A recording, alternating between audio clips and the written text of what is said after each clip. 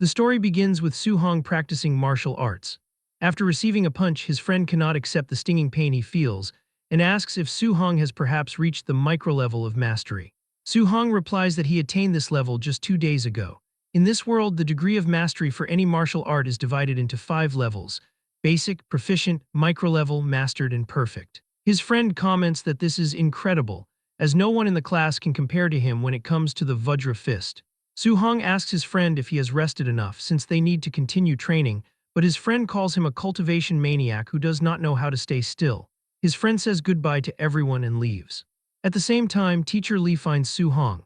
The teacher asks why he has not yet paid the 30,000 registration fee for the martial arts department, as registration closes next Monday. He asks teacher Lee if he can have a few more days, but the man replies that although he knows the family is struggling, he cannot change the rules. Su-hong continues his training while thinking about the 30,000 registration fee. He reflects on his past, recalling how his parents died in a ferocious beast disaster when he was only 3 years old. Since that tragedy, he has lived with his uncle and aunt. After they learned he had a talent for martial arts, they dedicated themselves fully to supporting his training. In this era where ferocious beasts run rampant, being a martial artist is an absolutely high-income profession. He is training to give them a better life, but his pursuit is currently making their lives even harder. Eventually, he returns home. Before entering, he overhears his aunt and uncle discussing the rent, as they want to delay the rent payment so they can prioritize paying Su-hong's registration fee. They know Hong's talent is so good that he will become successful in the future, so they cannot hold the child back. His aunt even suggests stopping her medication since it will not cure her anyway, which would save a lot of money. However, her husband refuses the idea, stating he will work another job and telling her to just rest to recover her health. Su-hong feels terrible hearing this conversation. He slaps his own face to compose himself before opening the door and announcing his arrival. His aunt asks why he practiced until so late and tells him to rest while she prepares food. He goes to his room and realizes his family has sacrificed enough for him.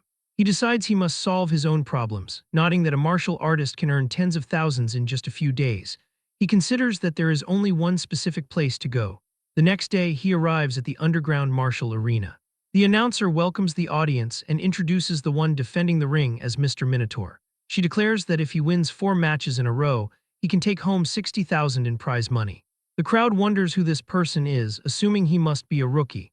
The hostess asks him to show some passion to heat up the atmosphere, but he does not understand how to do that. She tells him to provoke and curse the audience, thinking that rookies are troublesome. Su-hong immediately roars that below the level of a martial artist, he is invincible, and he calls the weaklings in that place to come and fight him.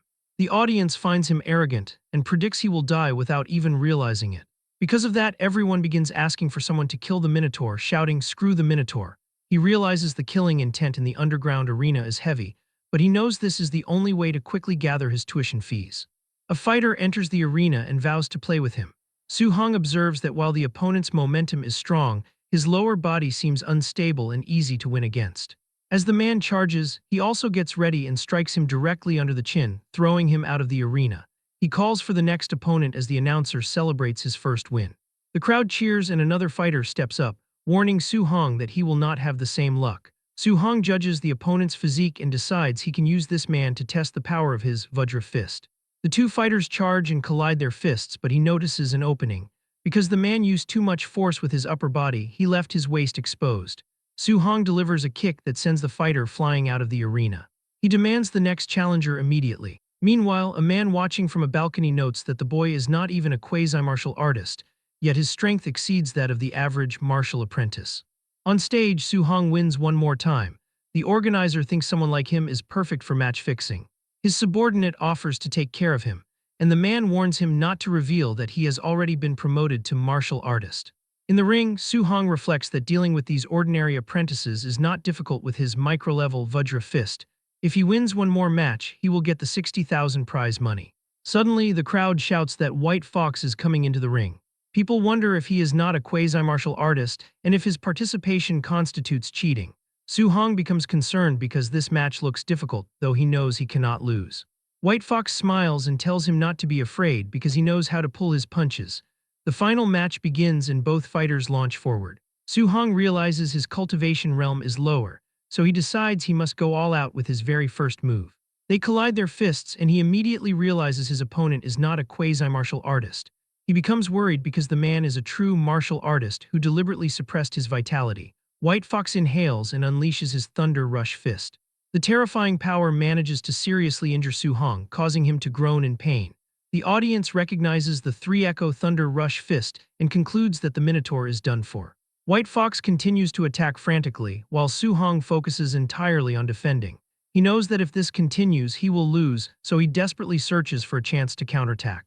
However, a blow breaks through his guard and strikes his face, throwing him to the other side of the arena. He feels his consciousness fading as White Fox places a foot on his head, telling him that he will not earn a single cent from this match, but mentions that his teacher is inviting him to join them. White Fox promises a great future if he agrees to fix matches, warning him to think carefully because he cannot afford the price of refusal. Su Hong asks if they really call themselves martial artists while doing things like this. White Fox takes this as a refusal and decides he has no choice but to cripple him so he can never become a martial artist. But before the kick lands, Su Hong feels an incredible pressure and manages to dodge the attack. He stands up as a red aura surrounds him, declaring that he will become a martial artist and cannot fall here. White Fox is shocked that he can still stand after taking a Thunder Rush Fist. Su Hong cannot let the sacrifices of his uncle and aunt go to waste. He refuses to accept a future where he gives up his faith. A system interface appears, asking what he is willing to sacrifice for his family and his faith. He replies that he will give everything, and an incredible power begins to surge from his body. Suddenly, Su Hong feels as if he has been transported to another realm. He opens his eyes and wonders what kind of place this is, as a massive, radiant figure stands before him. This giant being declares that he will grant him a chance. A golden aura flows toward him, materializing into a system interface that displays his name and various attributes. He wonders if this screen behaves like a touchscreen, so he decides to click on the Missions tab. The mission is titled Way of the Arena, described as a path to becoming a powerhouse. The objective requires him to polish his martial arts by raising his Vajra Fist to the Mastered level and increasing his Floating Light Palm and Void Step to the Micro level. Su Hong notes that this is a beginner's guide mission. Suddenly, a punch flies toward him and he dodges in surprise. He realizes he is facing a clone of himself that is using the Vajra Fist with a refinement that matches textbook standards. Not wanting to miss a chance to learn, he moves to counterattack. However, the clone intercepts his arm and demonstrates the correct form for the technique. Su Hong takes the impact of a blow and stumbles back. He checks his system and notices that his progress with the Vajra Fist has reached 10%. Since it was only 7% before, he cannot believe it is improving this fast. He realizes this is an ideal opportunity to quickly upgrade his martial skills, so he charges back into battle. The two begin exchanging blows frantically, and Su Hong's techniques level up as the fight continues. Eventually, he reaches 100% proficiency, bringing Floating Light Palm and Void Step to the micro level, while his Vajra Fist reaches Mastered status. As he defeats his clone, it disappears. A system notification congratulates him for completing the mission and issues the rewards, asking if he agrees to return to reality. He agrees, and back in the arena, his body overflows with an incredible aura. White Fox moves to attack, annoyed that his target is acting mysterious. He uses his Thunder Rush Fist, but Su Hong finds his movements far too slow. He throws a punch that shatters White Fox's mask and knocks him unconscious. The audience watches in total disbelief. Su Hong stands over the defeated White Fox. He turns around and simply states that he wants to receive his prize money since he won the fourth match. The announcer confirms the victory and congratulates the Minotaur for successfully defending the ring and winning the 60,000 grand prize.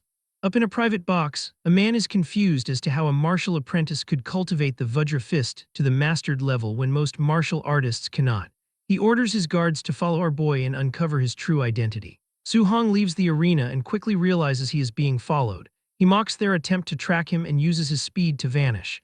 The two guards are baffled by his disappearance, though they are determined to find him. Su Hong now knows that someone is trying to track him, so he waits for some time and makes his way home an hour later. His uncle and aunt are frightened by the large stack of money, asking if he robbed a bank. He tells them he is working as a sparring partner at a dojo where the master decided to sponsor his studies. He asks his uncle and aunt to trust him, and they are amazed, believing their nephew would never lie and has a promising future. Later that night, he sits on the rooftop, reflecting that his registration fee and rent are now covered. He is relieved that his aunt's medical expenses are no longer an immediate worry. He credits the system for turning his danger into safety, but notes that his other attributes have not changed yet. He investigates his martial value, which sits at 67. A notification informs him that he obtained these points by defeating a higher-level opponent and that they can be used to increase vitality and martial skills. He tries to use it and begins placing points into his vitality until it reaches 90. Suddenly, he feels his body overflowing with an incredible aura and realizes he has reached the level of a quasi-martial artist with 90 vitality. He decides to dump all remaining points into his vitality stat. Afterward, he notes that his physical strength has improved significantly and his wounds have fully healed. Feeling endless strength, he decides to find a place to test his current power. He heads to the Star City No. 1 High School outdoor drill ground to use a Tier 1 combat power tester. He prepares to use 70% of his strength for the first punch. He concentrates his energy and strikes the machine, but he breaks into a cold sweat when the device shatters from the impact. Su-hong worries that he might have to pay for the damage and flees like a madman when someone nearby shouts about the noise. An old man in pajamas arrives at the scene and is horrified to find the smashed tester. He fumes with rage, assuming the culprits are Chen Shan and Li Tu, since only those two little brats are capable of doing this in the school.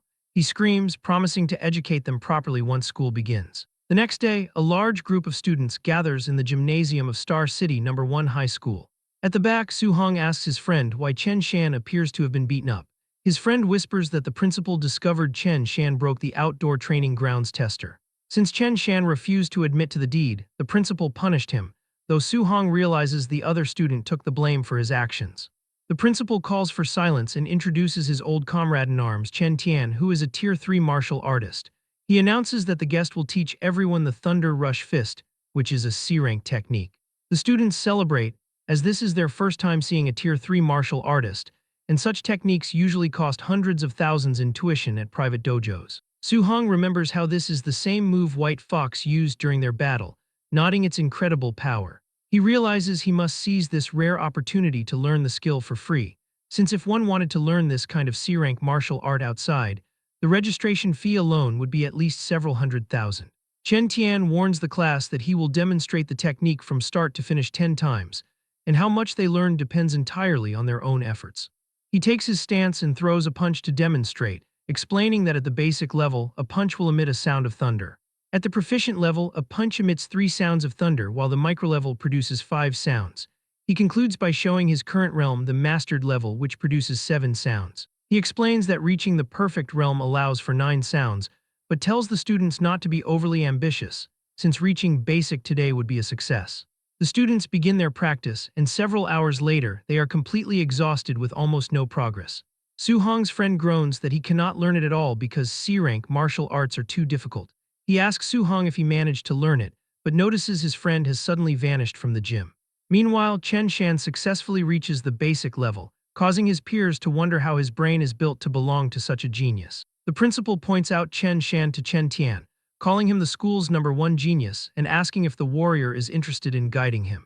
Chen Tian finds the suggestion amusing, nodding that in other cities, this level of talent is only considered average. Later, the two men walk outside, and Chen Tian complains that he wasted his time because the batch of students is too weak. The principal argues that having even one student reach basic is good enough and asks if he was expecting to find a top-tier genius there.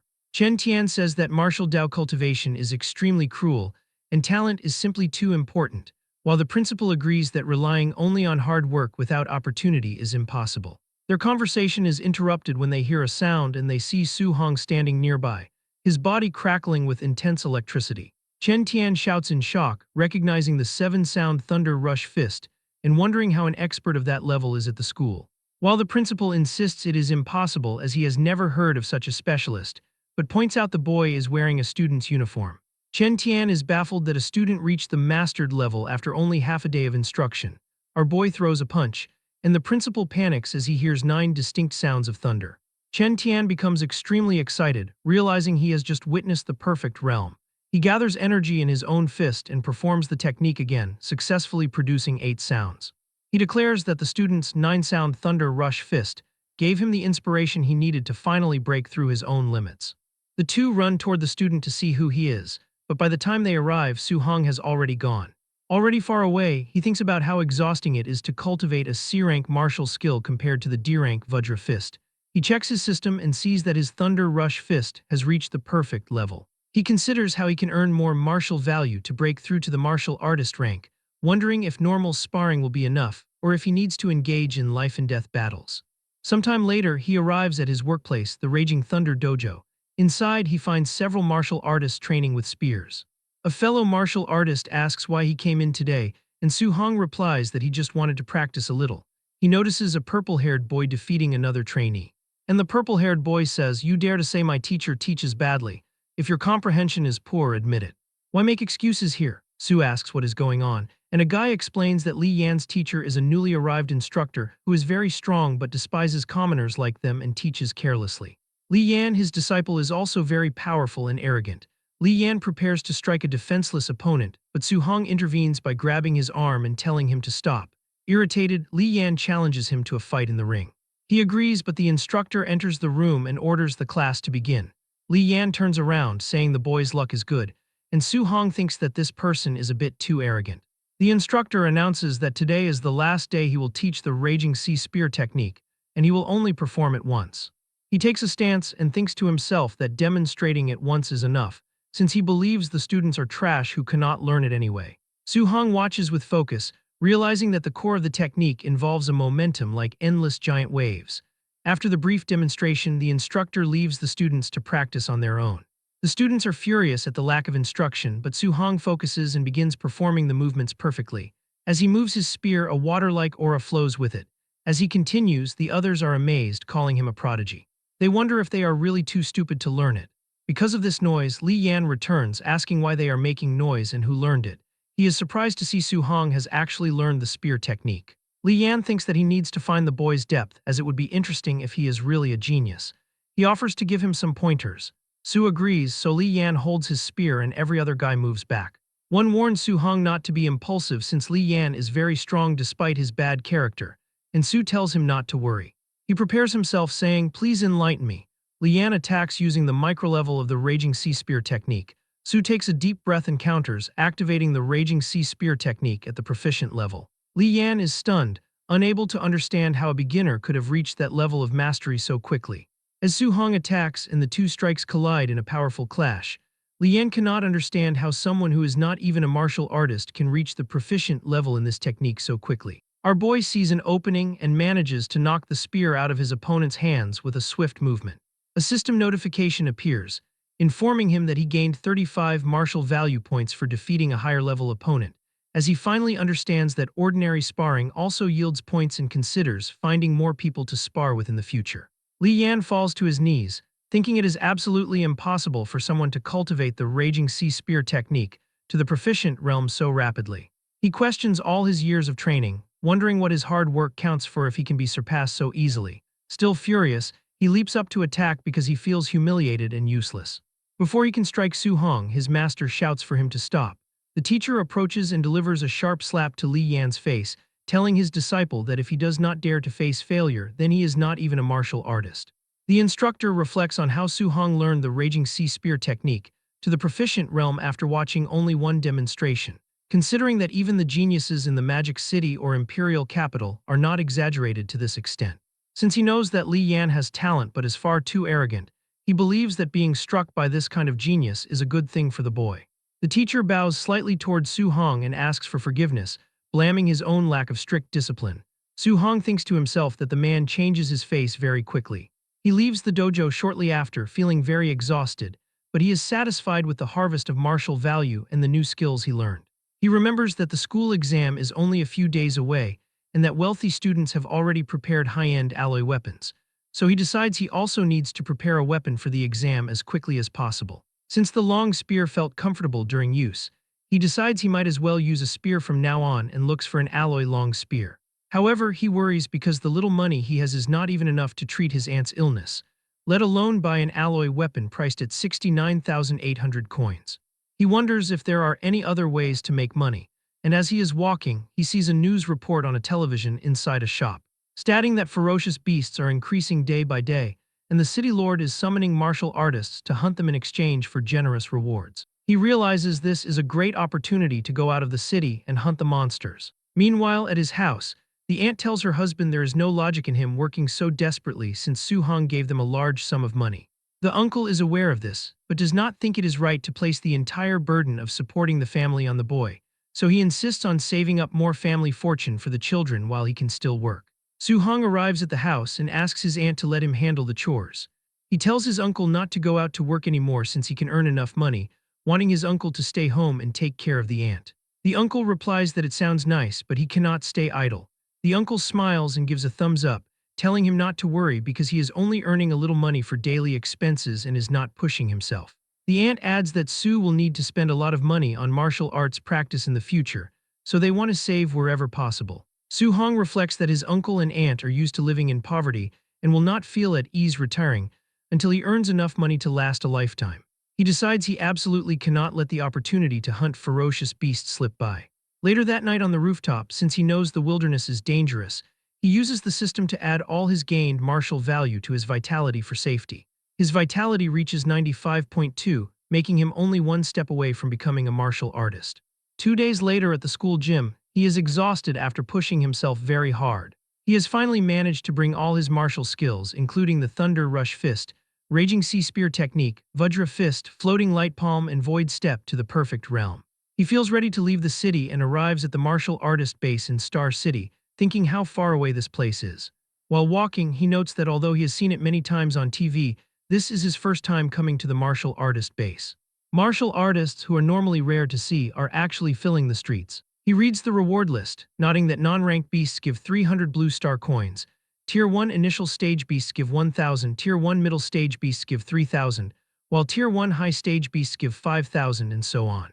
After that, he learns that he must cut off the left ear of a ferocious beast as proof, otherwise the payment will not be settled, and he thinks that this method is quite primitive. He sees a man at the counter with a bag and assumes it must be full of ears. Suddenly, a group arrives and orders everyone to move, announcing that young Master Yi has arrived. Soo-hong becomes intrigued because the man's attire and aura look a bit like White Fox from the underground arena. He overhears people whispering that young Master Yi was beaten up by someone a few days ago and had been hiding ever since. He looks toward the group, and young Master Yi gazes back at him with a smirk. Soo-hong realizes that the danger comes not only from ferocious beasts but also from humans, so he must be careful. He reaches the gate and the guard asks if he is really going into the wilderness alone. Soo gives a brief affirmation and the guard lets him inside. As he walks in, the guard looks at him and sighs, thinking he is just another ignorant and fearless brat. Soo-hong crosses the gate and enters the forest, determined to return fully loaded. 2 hours later, he becomes worried because he has not seen a single beast yet, wondering if they have all been killed off and deciding to look deeper into the forest. As he begins to run, he sees something and stops. A giant wolf appears before him. He recognizes it as a Tier 1 initial stage ferocious beast from his textbooks called a Nether Moon Wolf. The wolf lets out a loud roar and charges toward him. As the wolf is about to attack him, he dodges the attack. He gathers energy in his hand and strikes with the Thunder Rush Fist, which sends the wolf flying violently into a tree and it falls dead on the ground. He comes near it and looks at his hands, which are trembling. He finally feels the sensation of fighting a monster, nodding it is even more exciting than he imagined. He realizes he can now kill a Tier 1 initial stage ferocious beast in a single move, and wonders how he would fare against a Tier 1 middle stage ferocious beast. Just as he considers this, a giant raging black bear appears behind him. He defeats this Tier 1 middle stage ferocious beast with just one punch. He realizes that Tier 1 monsters will no longer be a problem for him, so he simply needs to avoid provoking Tier 2 ferocious beasts to stay out of danger. He cuts the ears of the beast, and notes that he has now secured 3,000 in prize money. At that moment, his system provides a reminder, stating that his accumulated martial value is sufficient to break through to martial artist, and urging him to upgrade as soon as possible. He is happy that he can finally advance in level. Suddenly, he feels an absurd pressure. He wonders what kind of ferocious beast possesses such an intense aura, nodding it must be a beast on another level. He runs to investigate the source and reaches the location. He is startled to find a black jade giant python, which is a Tier 1 late-stage ferocious beast that some warriors are currently fighting. The monster strikes the warriors, throwing them against the rocks. Because Soo-hong is standing on the same rock, the python sees him and the giant python attacks him as well. He manages to dodge the strike by jumping, but the snake moves too fast and hits him with its tail, throwing him far away. Soo-hong coughs up blood and sees a man's body which is cut in half with a spear lying nearby. He wipes his mouth and decides to borrow the spear for a moment. He stands before the serpent. The monster wastes no time and attacks, but Soo-hong dodges while reflecting that killing a monster of this level usually requires the cooperation of several martial artists of a similar level. He knows that while his martial skills have all been cultivated to perfect, allowing him to easily kill a raging black bear, this serpent is a different matter. He jumps onto a tree and uses Void Step at the perfect level to gain height. Only then does he use the Raging Sea Spear technique at the perfect level. He throws the spear and it pierces the monster's body. He runs to retrieve the spear. Once he has it, he gathers energy again and throws his spear one more time, and it pierces the monster's body once more. After that, he runs to get the spear one more time while dodging an attack from the monster. He continues this pattern because he is aware that the difference in their body sizes is too great. He notes it is hard to deal a fatal blow in one hit, so he must weaken it as much as possible first. Just as he thinks that, he is almost struck by another attack but counters with the Thunder Rush Fist. He immediately retreats to widen the distance from the giant python. He must find an opening, launch an attack, and then quickly disengage. He admits that fighting like this is a bit tiring, though the advantage is safety. He notes that the snake also seems to be reaching its limit, and decides he just needs to maneuver around it a few more times to take it down. He tells the beast to keep it coming. Suddenly he senses something approaching. He turns around and sees that a warrior is trying to attack him. In surprise, Su-hong blocks the incoming attack but is thrown far away. He gets up while coughing and asks who these people are. It is young Master Yi, who laughs and comments that they meet again. He asks Su how about giving this black jade giant python to him as a gift. As the group comes near Su-hong, young Master Yi comments that when he saw Su leaving the city by himself, he was certain he would perish rapidly. He adds that he did not anticipate such high luck, noting that not only did he survive, but he also discovered the black jade giant python while it was seriously wounded. Su-hong realizes what is occurring since the group seems to have just arrived to make such a statement. He becomes concerned because they possess the advantage of numbers, and he feels he cannot confront them directly. As he considers this, the masked man launches another attack. Su-hong becomes annoyed by this action and asks if they truly think he is unable to beat them simply because he was hit by a sneak attack. He also launches an attack and their fists clash, and the brawler finds the frightening power he is experiencing to be unbelievable. Furthermore, he takes a punch directly to the face, which causes him to drop to the floor in an unconscious state. Yi Feng remembers the Vajra fist and deduces that the boy was the Minotaur. Su-hong also figures out that the man is the white fox he previously battled in the arena. Yi Feng declares that he has never endured such embarrassment before an audience and commands his subordinates to kill him. Su-hong picks up his spear and begins to run, leading the group as they pursue him into the depths of the woods. The swordsman cautions that they have the superior count and should not be afraid of just one person. Suddenly, Su-hong emerges behind him and strikes him with the Thunder Rush Fist, causing the man to pass out from the force of the blow. Yi Feng grows anxious because he does not comprehend how someone can move with such speed. The group goes from chasing mode to defensive mode pretty fast, feeling terrified as they hear the sound of the Nine-Echo Thunder Rush Fist. They note that not even a Tier 3 martial artist could execute it to such a perfect realm. Yi Feng starts to break into a cold sweat since he has no clue how a teenager possesses both the perfect Vajra Fist and the perfect Thunder Rush Fist. Su-hong observes them from a distance, thinking that if he had not just finished battling the giant python, he could have destroyed them all immediately. He hurls his spear since he needs to create a chance to take them out individually. The weapon impales the ground near the group and they all look at it in shock. And using this diversion, he gets close to one of the men and lands a knee strike on the guy's face, and he falls to the ground unconscious. The final remaining lackey suggests to Yi Feng that they should depart because their enemy is too powerful, but Yi Feng declines, stating he cannot do such a thing. Su-hong begins to move fast between the trees, but suddenly he appears between both of them and attacks, knocking out the last lackey and vanishing instantly. Yi Feng simply cannot grasp how a kid grew so strong in only a few days. Su suddenly appears behind him, but as he turns, Su is gone once again. This time Su tries to attack with the spear, but Yi Feng notices him this time and turning around, charges towards Su-hong and uses his void-breaking finger attack. But Su easily dodges that attack and it hits the tree. The blow is so forceful that it shatters a tree, and he continues to fire in every direction, hoping that one of the strikes might land by chance. Su-hong notes this since the power is great and considers that it might be a rank B technique. Yi Feng yells out that he has already memorized the kid's face. He warns that if he is harmed, he will definitely slaughter his entire family once he returns. Su-hong becomes enraged upon hearing these words and increases his speed even further. Yi Feng starts to mention that his uncle is the supervisor of the martial artist base and his father is. But before he can complete the sentence, Su-hong appears and delivers a punch straight onto Yi Feng's face, which sends him through the air like a cannonball. He hits the ground where the snake was previously, and as he tries to get up, Su-hong approaches and says he should not have used his family to threaten him. Yi Feng is severely wounded and wonders how someone can be so strong when he is clearly not a martial artist. He screams, asking, "Who exactly are you?" and while he is speaking, the black jade giant python emerges behind him and finishes him off with its tail. It then hisses loudly, and Su-hong realizes he engaged in combat for too long, allowing the monster to recover its stamina. The group of lackeys finally regains consciousness, realizing that the teen they fought is bizarrely strong. They wonder where their young master has gone and if he managed to finish off the brat. Suddenly, they notice Su-hong running toward them. They prepare for a fight, but he screams at them to move. Behind him, the black jade giant python is charging in their direction. Two warriors fail to move in time, and the serpent devours them instantly. A system notification appears, informing him that because he indirectly killed two martial artists, he has gained 60 martial value points. The same fate befalls the swordsman as the monster kills him, granting Su-hong another 30 points for the indirect death.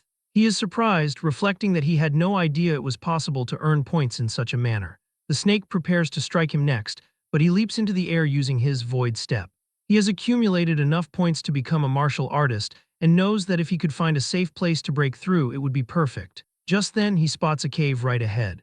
He runs into the entrance, and the monster crashes into the rocks, unable to follow because the opening is far too small. Once inside, he sees that the snake is persistently trying to force its way in. He quickly opens his system and begins spending his martial value points as fast as he can. As his vitality increases, his entire body feels incredibly hot, as if lava is flowing through his veins. His vitality reaches 100, and a notification announces his breakthrough to Tier 1 martial artist. Su-hong feels an intense power overflowing from his body now that he has become a real martial artist. He looks toward the snake, declaring that it is now his turn to attack. He moves to attack and lands a hit on the stuck monster, sending it flying, but he is not done yet. Su-hong jumps and tries to use his Vajra fist, but the monster was smart and used its tail to attack from behind. Su blocks it, but the power of that attack is strong and still manages to injure him a little. Su-hong firmly grips his spear and hurls it against the monster's body. He then prepares his Thunder Rush fist and punches the serpent's head, smashing it violently against the ground.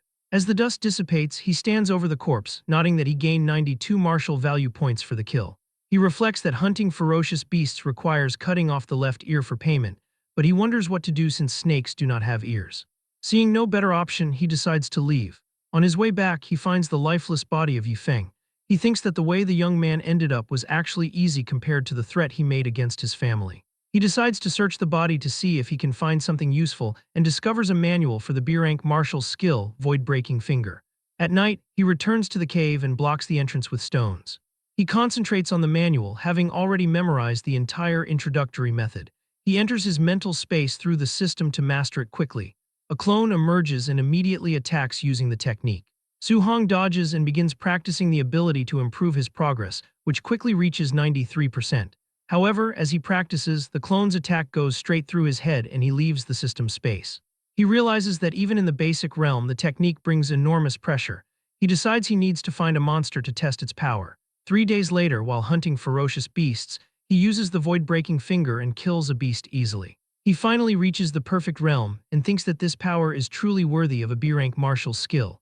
After that, Su-hong returns to the martial artist base. The people around are in shock, unable to believe the size of his harvest, which totals 406,000 blue star coins.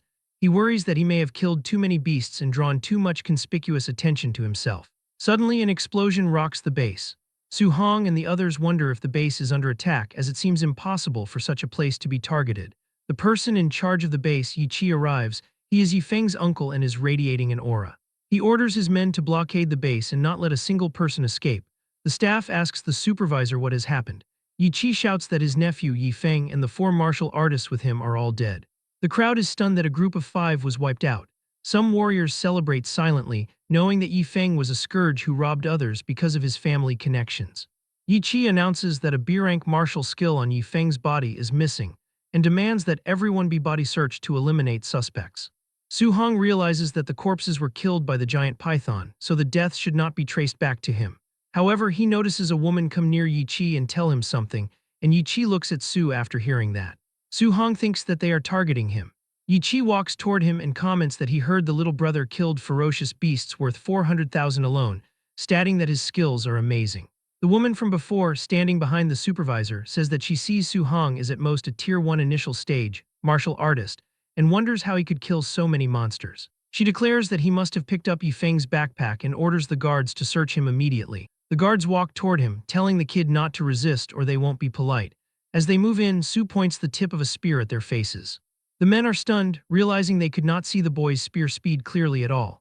Su-hong asks what they are doing and announces that he is a student of Star City No. 1 High School, questioning if they are really going to search him. Yi-chi reflects that the principal of No. 1 High has always been protective of his students and is not someone to mess with, but the kid is highly suspicious. He considers that if the boy really could hunt and kill so many ferocious beasts on his own, he is definitely a genius. If they make a mistake and offend him, the loss would outweigh the gain. He tells Su-hong that his nephew was attacked and their family martial arts technique was stolen, stating that he must find the culprit and hopes the boy will cooperate. Su-hong replies that he hopes Yi-chi does not falsely accuse a good person. The supervisor offers 10,000 coins as compensation for the search.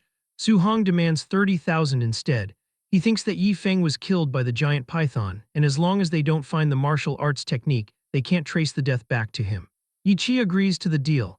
As Yi-chi's people search Su-hong, he tells them to search carefully, wanting to be sure they are not falsely accusing him, but they find nothing. Yi-chi orders his men to give the boy 30,000 and let him go.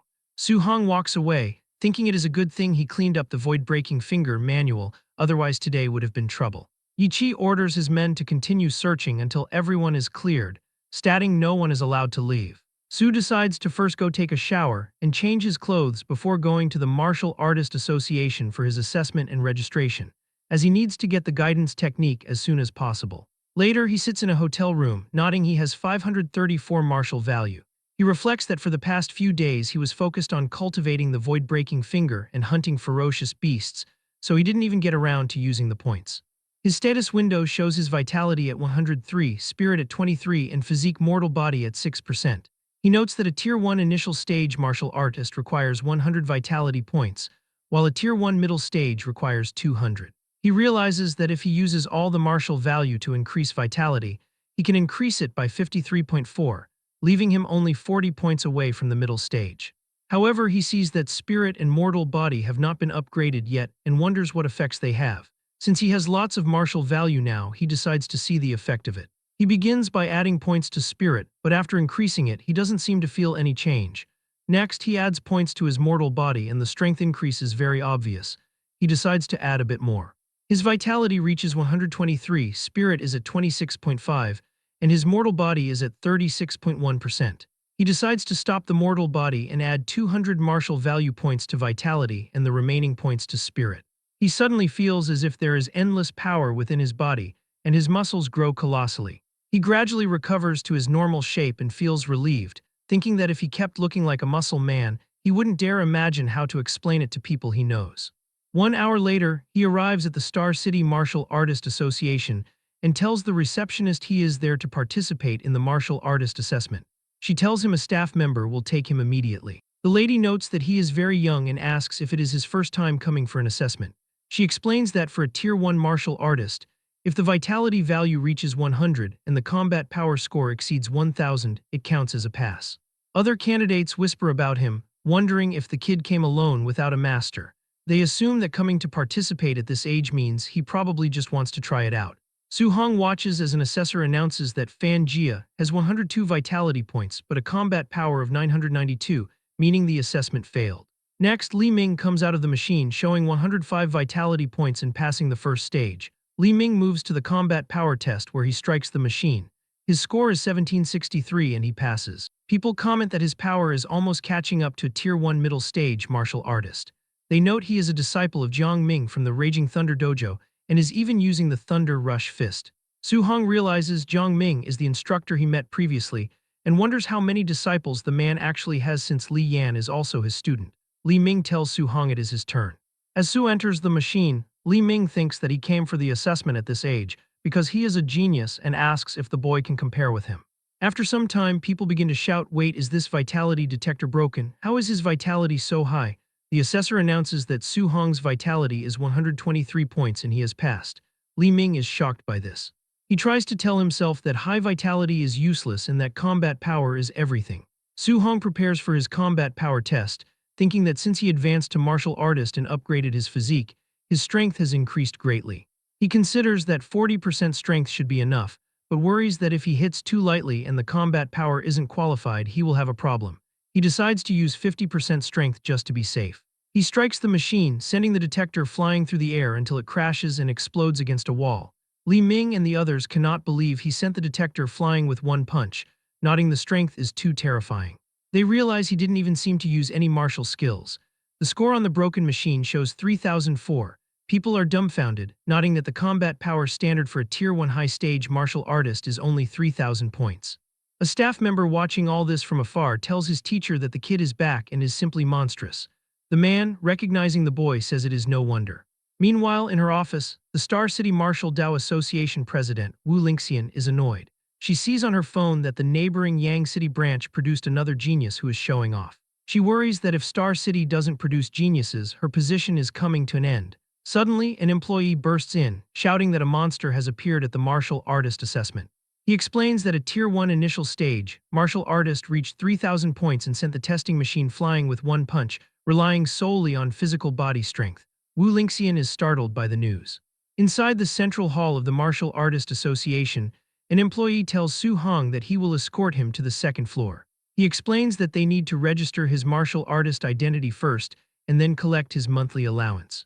Su thanks him for the help, but a woman suddenly appears and declares that she will handle the kid personally. The employee is shocked, realizing that the president of the association is stepping in. Wu Lingxian introduces herself to Su Hong and asks him to follow her. He agrees and reflects on her reputation, mentally nodding that she is the president of the Star City Martial Artist Association. Rumor has it she is a Tier 5 martial artist, though she looks different than he imagined. They arrive at the president's office, where she asks if he is a student at Star City No. 1 High School. She mentions that the principal, old boy Li Changshan, was complaining to her recently, lamenting that the school only produced 2 ordinary Tier 1 martial artists this year. Yet it turns out they were hiding such a big genius. Su Hong asks why she brought him to her office and states that he only came to register his martial artist ID and collect the monthly allowance and guidance technique. Wu Lingxian tells him not to worry, explaining that she already had people handle his registration and allowance. As for the guidance technique, she will teach him personally, asking how much he currently understands about guidance techniques. Su Hong reflects on his studies, nodding that the textbook says heaven and earth spiritual qi has attributes. He explains that the guidance technique is a method to absorb this qi to strengthen one's body, and absorbing different attributes requires a corresponding guidance technique. She tells him the textbook is not wrong, but clarifies that guidance techniques are not just cultivation methods. She uses her own heavenly flame guidance technique as an example, explaining that she mainly absorbs fire attribute spiritual qi.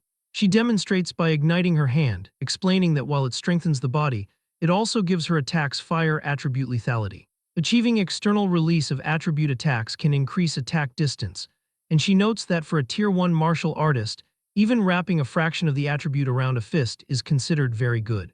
Su Hong is surprised, as he thought guidance techniques were only for cultivation. The textbooks never taught that these techniques could be used for attacks. Wu Lingxian explains that heaven and earth spiritual qi has 7 attributes: metal, wood, water, fire, earth, thunder, and wind. She states that while every attribute has strengths and weaknesses, thunder is first in terms of pure attack power, metal is second, and fire is third. However, she clarifies that the specific technique he can cultivate depends on his compatibility. Su Hong realizes that he cannot simply cultivate whatever guidance technique he wants.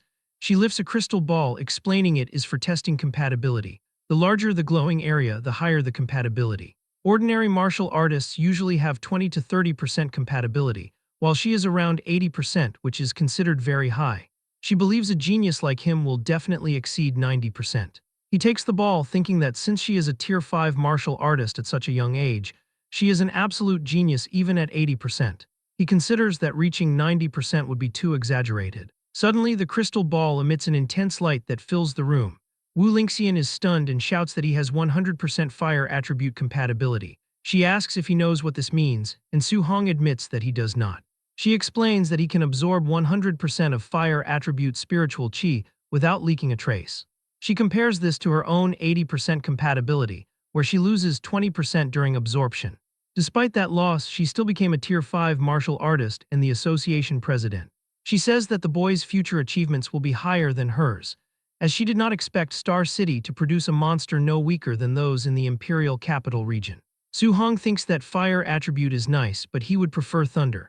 As he wishes for it, the ball begins to crackle with electricity.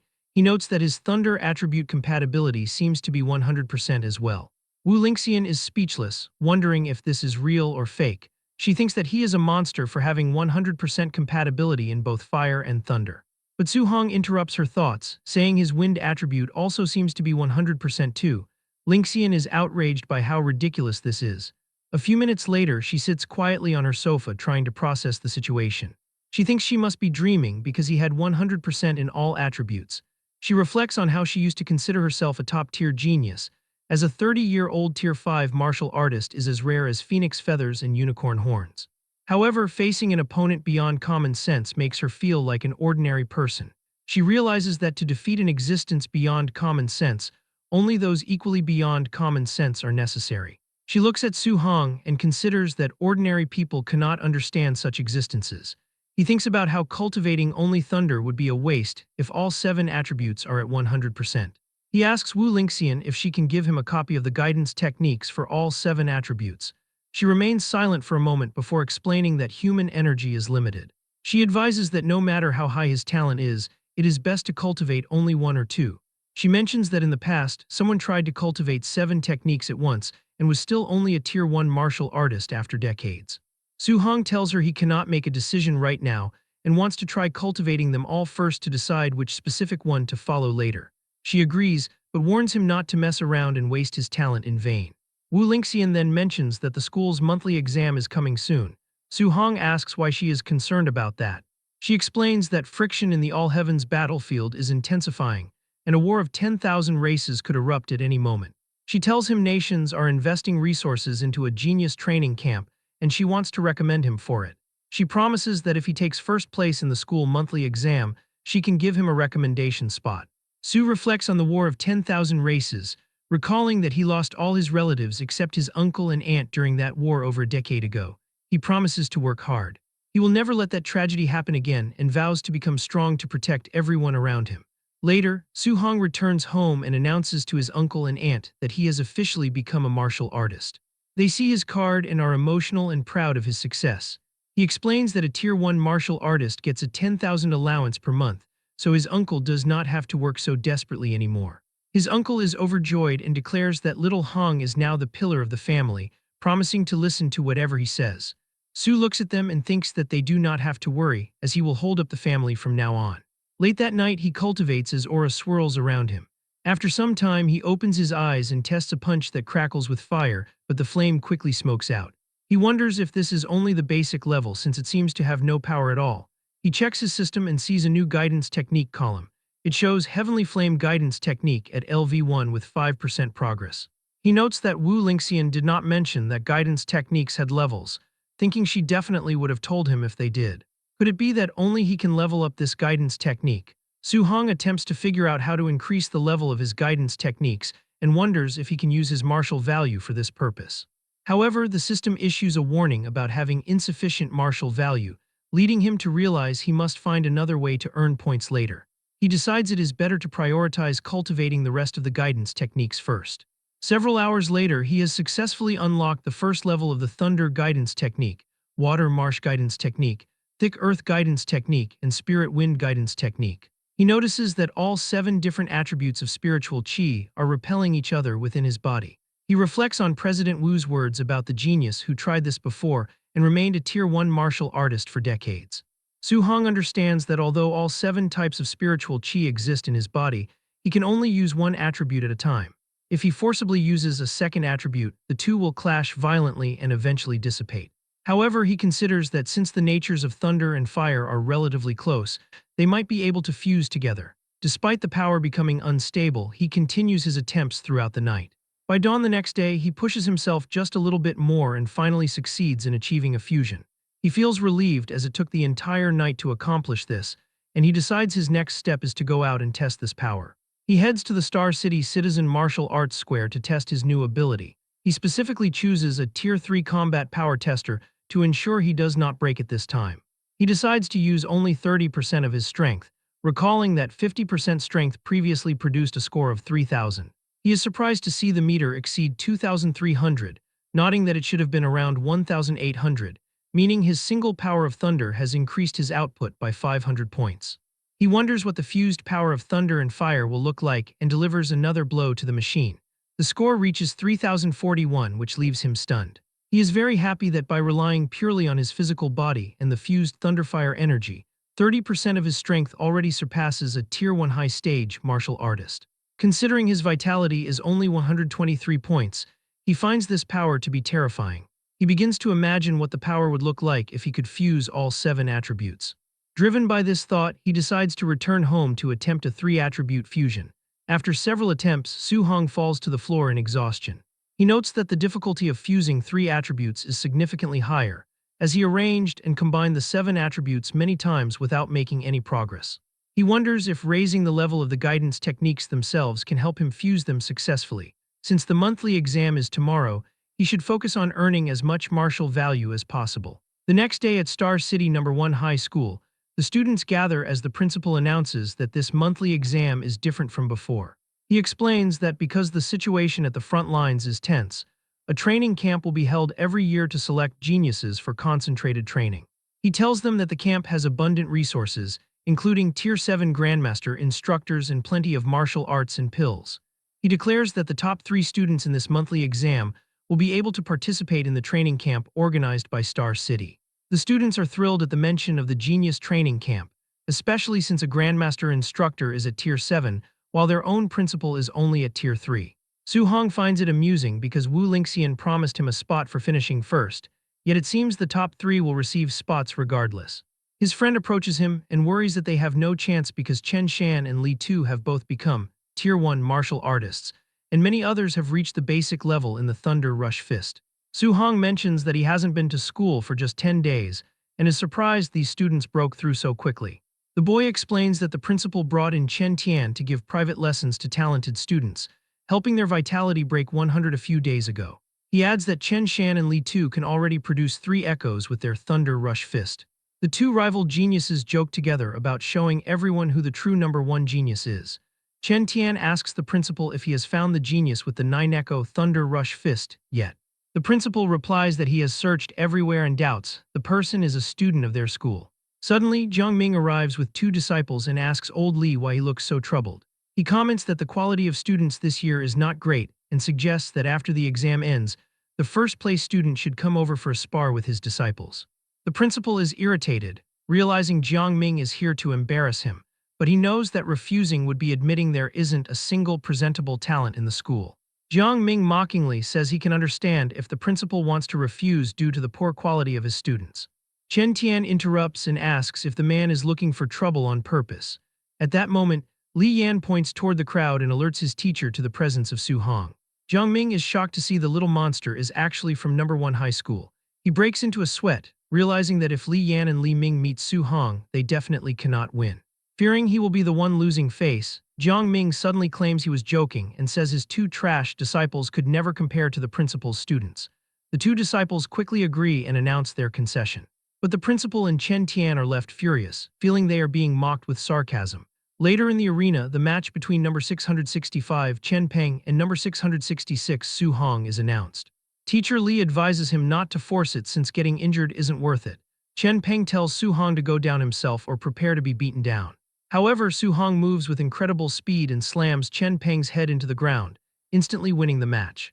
Teacher Li and his friend are completely dumbfounded, unable to believe he has become fierce enough to insta-defeat a quasi-martial artist in one move. Su continues winning his matches one after another, and his classmate wonders how he is so strong, asking if he could already be a Tier 1 martial artist. The instructor Chen Tian asks where Su-hong popped out from and wonders why the boy was not there when he was giving private tutoring, while the principal Li Changshan reflects that this is all a total dereliction of his duty. He wonders how he did not discover this good seedling before and realizes that by not prioritizing Su-hong's nurturing earlier, he has buried a talent. Meanwhile, Chen Tian feels as if he has seen the kid somewhere before, but he realizes he cannot recall where. The principal notes that the semifinal between Chen Shan and Li Tu should be deciding a winner soon. Their strength is similar, so it is hard to say who will win or lose, as Chen Shan and Li Tu exchange frantic blows. Li Tu notes that they both have the 3 Echoes Thunder Rush Fist, and tells Chen Shan that if he does not use his ultimate move, he should not dream of beating him. Chen blocks the attack and tells Li Tu to watch closely, declaring that he is the true number 1 of the school. The crowd is surprised to see Chen Shan performing attribute externalization, noting that he has the fire attribute, which possesses immense power inferior only to thunder. Li Tu is not intimidated and asks who cannot perform attribute externalization. The crowd is shocked again as Li Tu reveals he can also perform externalization, manifesting the metal attribute, which has stronger combat power than the fire attribute. Li Tu announces that he also knows a further secret and unleashes the 5 Echoes Thunder Rush Fist. Chen is shocked and finds himself unable to do anything but receive the blow head-on. The principal is astonished that Li Tu hid his strength so deeply, and Tian agrees, nodding that in just 10 days, Li Tu mastered attribute externalization and reached the micro-level with the Thunder Rush Fist, thinking Li Tu's talent is quite good. The principal thinks there is no need to watch the final, believing it is impossible for Su Hong to beat Li Tu's micro-level Thunder Rush Fist in metal attribute. Chen Tian thinks it is a pity, reflecting that if Su also knew a guidance technique, he might have had a fighting chance. Jiang Ming hears this and addresses the principal and Tian, proposing a bet of 50,000 on Su Hong's victory. The principal asks if Jiang Ming is crazy since Su does not know a guidance technique and has nothing to win with, but he accepts the bet thinking Jiang Ming is delivering money to his door. The final match between number 1 Li Tu and number 666 Su Hong finally begins. Li Tu tells Su that he is very lucky for not meeting him or Chen earlier and suggests the boys sneaked into the finals. Su Hong thinks that after hunting so many ferocious beasts, these students feel too weak, nodding that finally someone worth looking at has arrived. Li Tu tells Su that since he made it to the finals, he can claim to be number 2 in the whole school. Su asks who the number 1 is, and Li Tu declares that it is naturally him. He charges forward, intending to use only one move to make Su Hong understand how big the gap between them is. He uses his 5 Echoes Thunder Rush Fist right from the start, causing the students to wonder if he is being serious and believe the fight is over since Su is bound to lose. Our boy prepares himself and charges forward, thinking he just wanted to see where the limits of his physical body lie. The audience wonders if Su is crazy for not dodging and raising his fists to meet the attack head-on, even calling for the referee to save him. However, Su Hong neutralizes the 5 Echoes Thunder Rush Fist instantly with 5 punches, and he only uses his physical strength. Li Tu is stunned, unable to believe what just happened. They continue exchanging blows. Li Tu wonders if Su Hong is a monster because every punch he receives is so heavy. The crowd is surprised that Su is evenly matched with Li Tu's 5 Echoes Thunder Rush Fist, without even employing any martial skills, thinking Su's strength is too terrifying. Chen Tian suggests that the Su boy must possess some kind of special physique, otherwise his strength wouldn't be this exaggerated, while the principal celebrates that his school finally produced a genius with a special physique. Chen Tian notes that although Su's strength is astonishing, Li Tu has already condensed an attribute, meaning Su still has no advantage to speak of. Li Tu was sent back after their clash. He gathers his power and tells Su not to be arrogant, declaring that the winner can only be him. He demands that Su accept defeat and charges at him once more. Su Hong reflects that he originally wanted to see to what extent he could fight Li Tu using only his physical body, but realizes the boy could not hold back so quickly and has completely erupted. He decides he must also show some respect, and advances while manifesting his thunder attribute. Li Tu is shocked to see that Su Hong can also use attribute externalization. The principal and Chen Tian are left speechless, realizing that he has also mastered the thunder guidance technique. Tian thinks a special physique plus the thunder attribute makes Su Hong's talent truly terrifying. As both of their attacks collide, Li Tu realizes that Su Hong's thunder attribute is even stronger than his own metal attribute. Su tells him that since the boy showed his ultimate move, he will show his ultimate move as well. He attacks with the 9 Echoes Thunder Rush Fist, sending his opponent Li flying. Li Tu is left unable to believe how this is possible and he falls to the ground defeated. The crowd is in shock for a moment before they begin to celebrate, realizing Su Hong's Thunder Rush Fist reached the perfect realm for real. Chen Tian wonders if Su is the genius that disappeared from the school that day, nodding his Thunder Rush Fist, while the principal says the boy is not just a genius, but the dragon of Star City No. 1 High School. Tian wonders about how much of a blow the geniuses from prominent backgrounds will suffer when this monster arrives at the training camp. He reflects that once a golden carp meets the wind and cloud, it transforms into a dragon, believing that to Su Hong, Star City is nothing more than a small puddle. The principal agrees, nodding that the boy is inevitably a dragon rising from the abyss, destined to soar into the sky. He believes this monster will bloom his radiance in the imperial capital and even on the battlefield of 10,000 races. Late in the afternoon, Su Hong returns to his house and announces to his family that he is back. His uncle asks how the monthly exam went today. Su Hong chuckles and declares that he secured first place. His uncle is happy to hear this, nodding that now Su can go to the genius training camp he mentioned before. Suddenly, there is a loud knocking at the door. A woman outside shouts, demanding to know if this is Su Hong's house. He opens the door and asks who she is. The woman identifies herself as Lin Nyan's parent from his school and explains that while the top 3 in the monthly exam can go to the training camp, since her son ranked 4th, she wants to discuss Su Hong giving up his spot, offering him 30,000 blue star coins to let Lin Nyan go instead. Su and his family look on in disbelief at her absurd request. The woman becomes furious at their reaction, shouting that this training camp was established to nurture geniuses who can enter the All Heavens battlefield in the future, warning that the competition is extremely cruel and people could actually die. She claims that those inside eat high-grade pills until they are sick and practice high-tier martial skills as they please, telling him that with his family conditions, giving up early is for his own good. His aunt becomes worried and asks Su if it is really as dangerous as she says. But his uncle tells his wife to calm down and asks Su if he can guarantee his own safety. Su Hong looks at him without hesitation and declares that he can. The woman scoffs, asking if they actually believe a child's guarantee. However, his uncle tells her that he obviously believes it, nodding Su has grown up and this is his own decision, so he asks the woman to leave. After he closes the door in her face, she yells that they should just wait to be eliminated from the training camp. Su Hong asks his uncle if he intentionally kept the danger a secret, but his uncle replies that it is fine. He notes that he is a rough man and Su is more educated and understands the training better than he does, so he promises to support him since Su has the resolve to face the difficulties. His aunt finds their talk funny and tells them not to get too excited, as she only wants Su to guarantee his safety. Su Hong smiles and promises her that he will. Later that night, he stands on the rooftop and reflects that his uncle and aunt must still be worrying about him secretly. He vows to never let down their expectations and decides he must become stronger to protect his hard-earned life. He opens his system and notes that he fought over a dozen matches in the monthly exam, gaining a total of 285 martial value points, but he realizes this is not enough, as he does not know what high-level martial skills or trump cards the geniuses in the training camp possess. To fight against them, he decides to prioritize improving his physical combat power. He begins adding points to his mortal body attribute until it reaches 64.6%, wondering what special physique will come after it reaches 100%. He then notices that his Thunder Guidance Technique and Heavenly Flame Guidance Technique have both reached LV2. He finds this strange since he only cultivated them for a few days and wonders if normal cultivation allows them to level up without extra conditions. He decides to strive to level them up once more.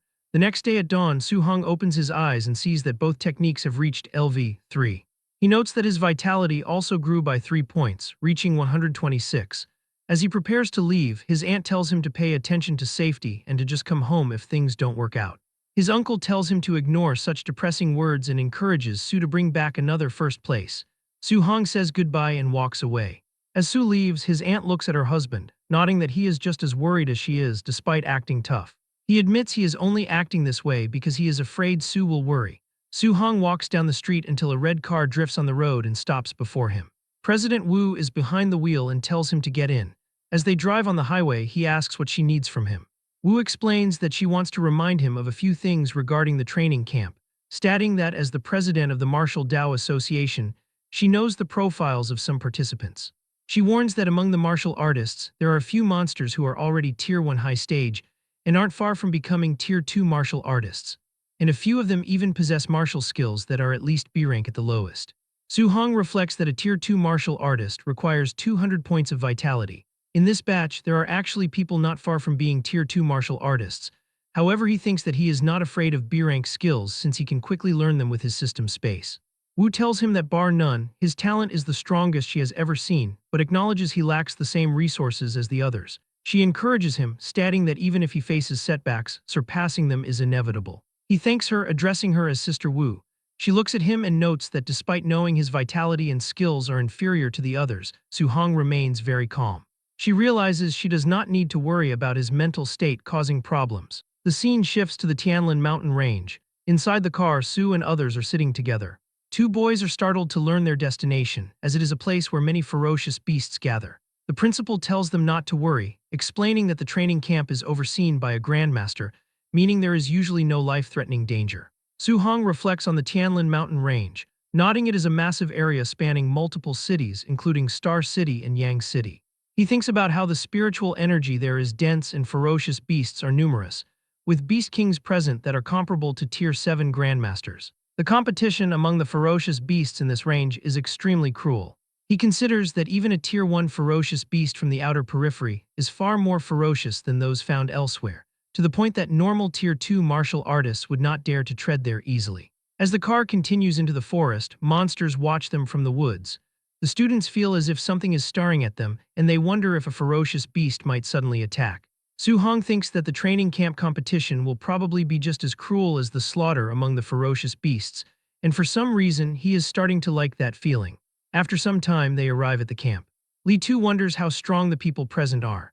The warriors at the site stare at them, leaving Li Tu and Chen Shan completely silent, but Su remains confident and tells them, "Let's go." As they walk, a staff member stops them and tells them to wait for everyone to arrive before the camp entrance assessment begins. Su is confused that there is even an entrance assessment. Suddenly, someone announces that the big families have arrived, and they all look back as several cars pull up to the site. The young masters of big families start coming out of them. The crowd comments on how cool and beautiful goddess Xiao Nan is, expressing envy toward her status as a spirit master. They notice Lin Yingx from the Lin family, who is rumored to be nearly a Tier 2 martial artist. Finally, they see the city lord's son, Wang Tianchuo, who is known as a barbarian god with 95% fire attribute compatibility and a special physique. As they pass through the crowd, Su-hong watches them, finding it interesting to see the three top geniuses the president mentioned, and thinks he would like to see just how much of a genius they really are. The instructor announces that everyone has arrived and begins explaining the assessment rules. He explains the training camp is located 30 kilometers away within the Tianlin mountain range. He reveals that tokens have been buried inside the bodies of some ferocious beasts, and students can only enter the camp if they hold a token. They are given 8 hours to arrive. He warns that once they go deep into the mountains, they might encounter high-level beasts, and if things go wrong, people will die. Su-hong thinks the 8-hour time limit is simple and realizes he has plenty of time to kill ferocious beasts to earn martial value. A student asks what happens if they run into beasts with levels far exceeding their own. The instructor tells them to consider themselves unlucky and eliminated, though someone will come to save their lives. The students protest that it is not fair and relies too much on luck, as the strong might be eliminated while the weak pass by sheer luck. The instructor yells that this world is not playing house.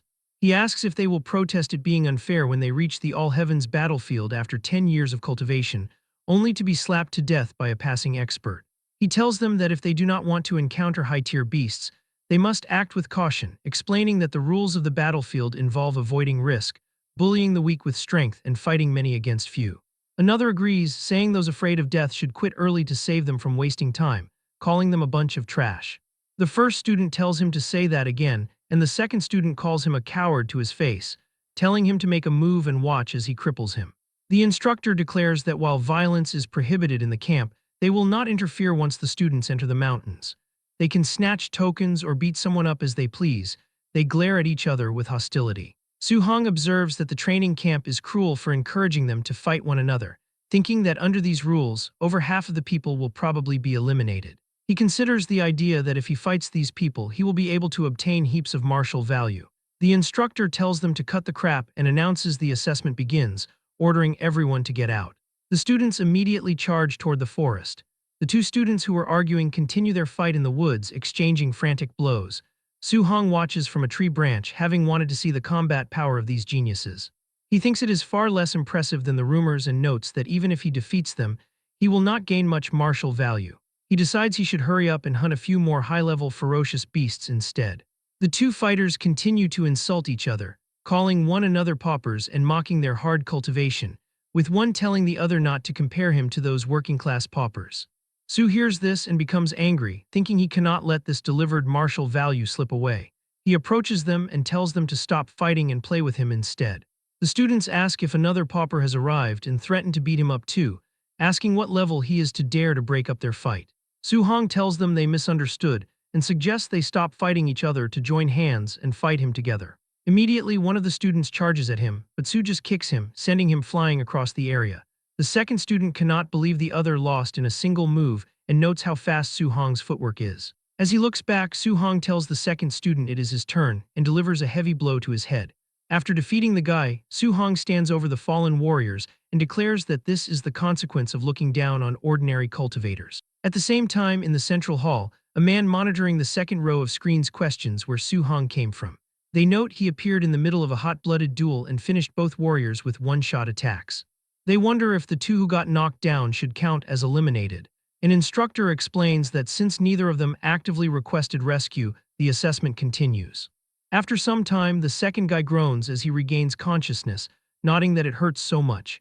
He feels humiliated and reflects that he has never suffered such a great embarrassment in his life. The first guy also sits up, realizing that if he had not underestimated the enemy, he never would have lost to that kid. The two of them stare at each other and one apologizes for his previous words, admitting that he should not have mocked him. The second tells him that the guy is actually very strong and not to take those words to heart. They help each other stand up and decide to go get their revenge, planning to use a wooden club to give Su-hong a few good whacks to vent their anger. Meanwhile, Su-hong moves through the forest until he notices another horde of Tier 1 initial stage giant-toothed wild boars. The boars immediately sense his presence and charge at him. He looks at them and unleashes the Thunder Rush Fist, 9 echoes, killing the monsters one by one until the entire pack is finished. The boy has a spear but still uses his fists, as he is trying to farm some aura points as well. He looks at the system and becomes annoyed, reflecting that in the past, defeating a martial artist would give dozens of martial value points. He realizes that as he levels up and grows stronger, the martial value rewards from these ferocious beasts are getting smaller and smaller. Su-hong starts cutting and searching through the monster bodies, fumbling through the dozens of Tier 1 initial stage ferocious beasts he just killed. He notes that the previous 10 beasts had no tokens and wonders if this group has any. He wipes his hands and realizes there still is not even a single token. He concludes that it seems only slightly higher level ferocious beasts will have tokens inside their bodies. Half an hour later, Su-hong continues his journey deep into the mountain. When he first entered 3 to 5 kilometers into the forest, he could encounter over a dozen low-level ferocious beasts in an hour. He wonders why he cannot find even a single one now. A monster suddenly appears. Su quickly identifies it as a Tier 1 high-stage Nether Knight Black Tiger. Without wasting time, he activates the Void-Breaking Finger, severely injuring the beast and causing it to fall to the ground. He runs toward it with his spear and thrusts it into the tiger's head, obtaining 35 martial value points. He realizes that with his current strength, killing a Tier 1 high-stage ferocious beast is as easy as flipping his hand. He fumbles through the black tiger's stomach, hoping it has a token. He awkwardly smiles as he pulls out a token which was covered in blood, reflecting that it took him nearly 3 hours just to find this one. This makes him realize that while Tier 1 initial stage wild boars were everywhere, finding this high-stage tiger took half an hour. It seems that the deeper he goes into the mountain range, the higher the tiers of the ferocious beasts become, but the fewer their numbers are. Even though the Tier 1 high-stage beast yields more martial value, he only found one in half an hour. He concludes that if he hunts low-level ferocious beasts on the outskirts of the mountain range, he could actually earn more martial value by piling up the quantity rather than pursuing quality. There are still 5 hours left in the assessment, so he decides he must accumulate enough martial value to max out his mortal body progress. After some time, at a place where there was so much blood on the ground that it created a large puddle, and monster bodies are everywhere. This was done by Su-hong and he is still killing more beasts, when suddenly a giant beast appears and attacks him from behind. However, he manages to dodge that attack. He notes that after fighting dozens of Tier 1 beasts, he has finally encountered another Tier 1 middle stage ferocious beast. With just a single punch, he launches the bear like a cannonball against a tree. The bear screams in pain as Su-hong finishes it with another precise blow. The attack was so powerful that it even destroys the tree. Su-hong reflects that after his mortal body was upgraded to 60%, he could kill a Tier 1 middle stage beast relying purely on physical strength. He has already earned 254 martial value points and is only short over 100 points to max out his mortal body progress. With over 3 hours left, he decides to gather enough martial value. Suddenly, a loud screech echoes through the forest, and he is startled, wondering what that noise was. A giant bird appears flying above the trees, and Su-hong wonders if it could be the legendary Golden Rock Beast King. The Beast King screeches again, and Su-hong feels a terrifying shockwave created by just a flap of its wings. He grips his spear and reflects that the strength of a Beast King is truly formidable and overwhelming. Some trees are destroyed as Su-hong tries to protect himself, wondering what kind of ferocious beast he is encountering. He admits that recently he has become somewhat complacent about his own strength. However, in front of these top-tier experts, he is simply an ant. Suddenly, something catches his attention as he wonders what a certain ball of light is. Qin Tianli, a Tier 7 Grandmaster, appears flying through the air. He addresses the Beast King, stating that he has borrowed this territory, and asks the monster what it is doing here again. The Golden Rock Beast King screams in response that he never said he would lend the territory to the man and tries to attack. Tianli declares that he will beat the monster until he agrees. He delivers a punch that makes the Golden Rock Beast King screech in pain. Tianli shouts that the bird is so noisy and unleashes a combo of attacks and delivers a final punch to the Beast King's face. He then tells the Golden Rock Beast King not to make him repeat himself and demands that it get out of there right now, since he is borrowing this land. The monster flies away, telling Qin Tianli to just wait. Tianli tells the crowd to have had enough with the nonsense and get lost. He then looks down and announces to everyone that he is the Tier 7 Grandmaster Qin Tianli. He tells all the students not to panic because the assessment will continue. Su Hong considers if this is the strength of a human race Tier 7 martial artist. He thinks that sooner or later he will also reach this realm. Tianli returns to the camp flying, and as he is landing, he comments that the golden-winged great rock should have just agreed readily, but instead it made him thrash the creature. Beimu, another Tier 5 martial artist, notes that, as expected of Grandmaster Qin, he is even more formidable than the rumors. Lindsay, a Tier 5 martial artist, agrees, stating that the golden-winged great rock, renowned for his tyrannical physical body, was beaten until he lost his temper. Tianli tells them to stop flattering him and orders them to come to the monitoring room to see who withstood the pressure of the golden-winged great rock just now. After arriving in the monitoring room, the assistants explain that they are looking at surveillance replays from just now. They note that most of the students were unable to move under the golden-winged rock's pressure. Tianli notices a student who easily withstood the pressure after killing a pack of Tier 1 late-stage black tigers and asks for his name. Beimu explains that his name is Wang Tianchuo, a Tier 1 high stage with a vitality of 340 and 95% fire attribute compatibility. She adds that the boy possesses the special physique barbarian god body and has boundless strength as the son of the Star City Lord. Tianli recalls that the City Lord said having kids is like a lottery, and he had no less than 100 children before finally producing a decent one this time. He then points out a boy who managed to escape the coverage of the pressure with brilliant movement techniques. Beimu identifies him as Lin Xing, a Tier 1 high stage with 325 vitality and 96% wind attribute compatibility from the Star City Lin family. Lastly, Qin Tianli notices a girl with enough mental power to cancel out the golden-winged rock's pressure. Beimu explains she is a spirit master named Xiao Yan, a Tier 1 middle stage with 290 vitality and 95% wood attribute compatibility, who is a scion of the Star City Xiao family. The Grandmaster notes these three face the pressure with ease, showing their strength far exceeds their peers. He asks if there are any other talents. Beimu mentions Lin Po and Wang, both Tier 1 middle stage martial artists. She explains that the dozen or so individuals she mentioned all possess Tier 1 middle stage strength and did not lose consciousness when facing the Golden Rock's pressure. Tianli asks why they are all scions of major families and asks about the students from the schools, especially Star City No. 1 High School.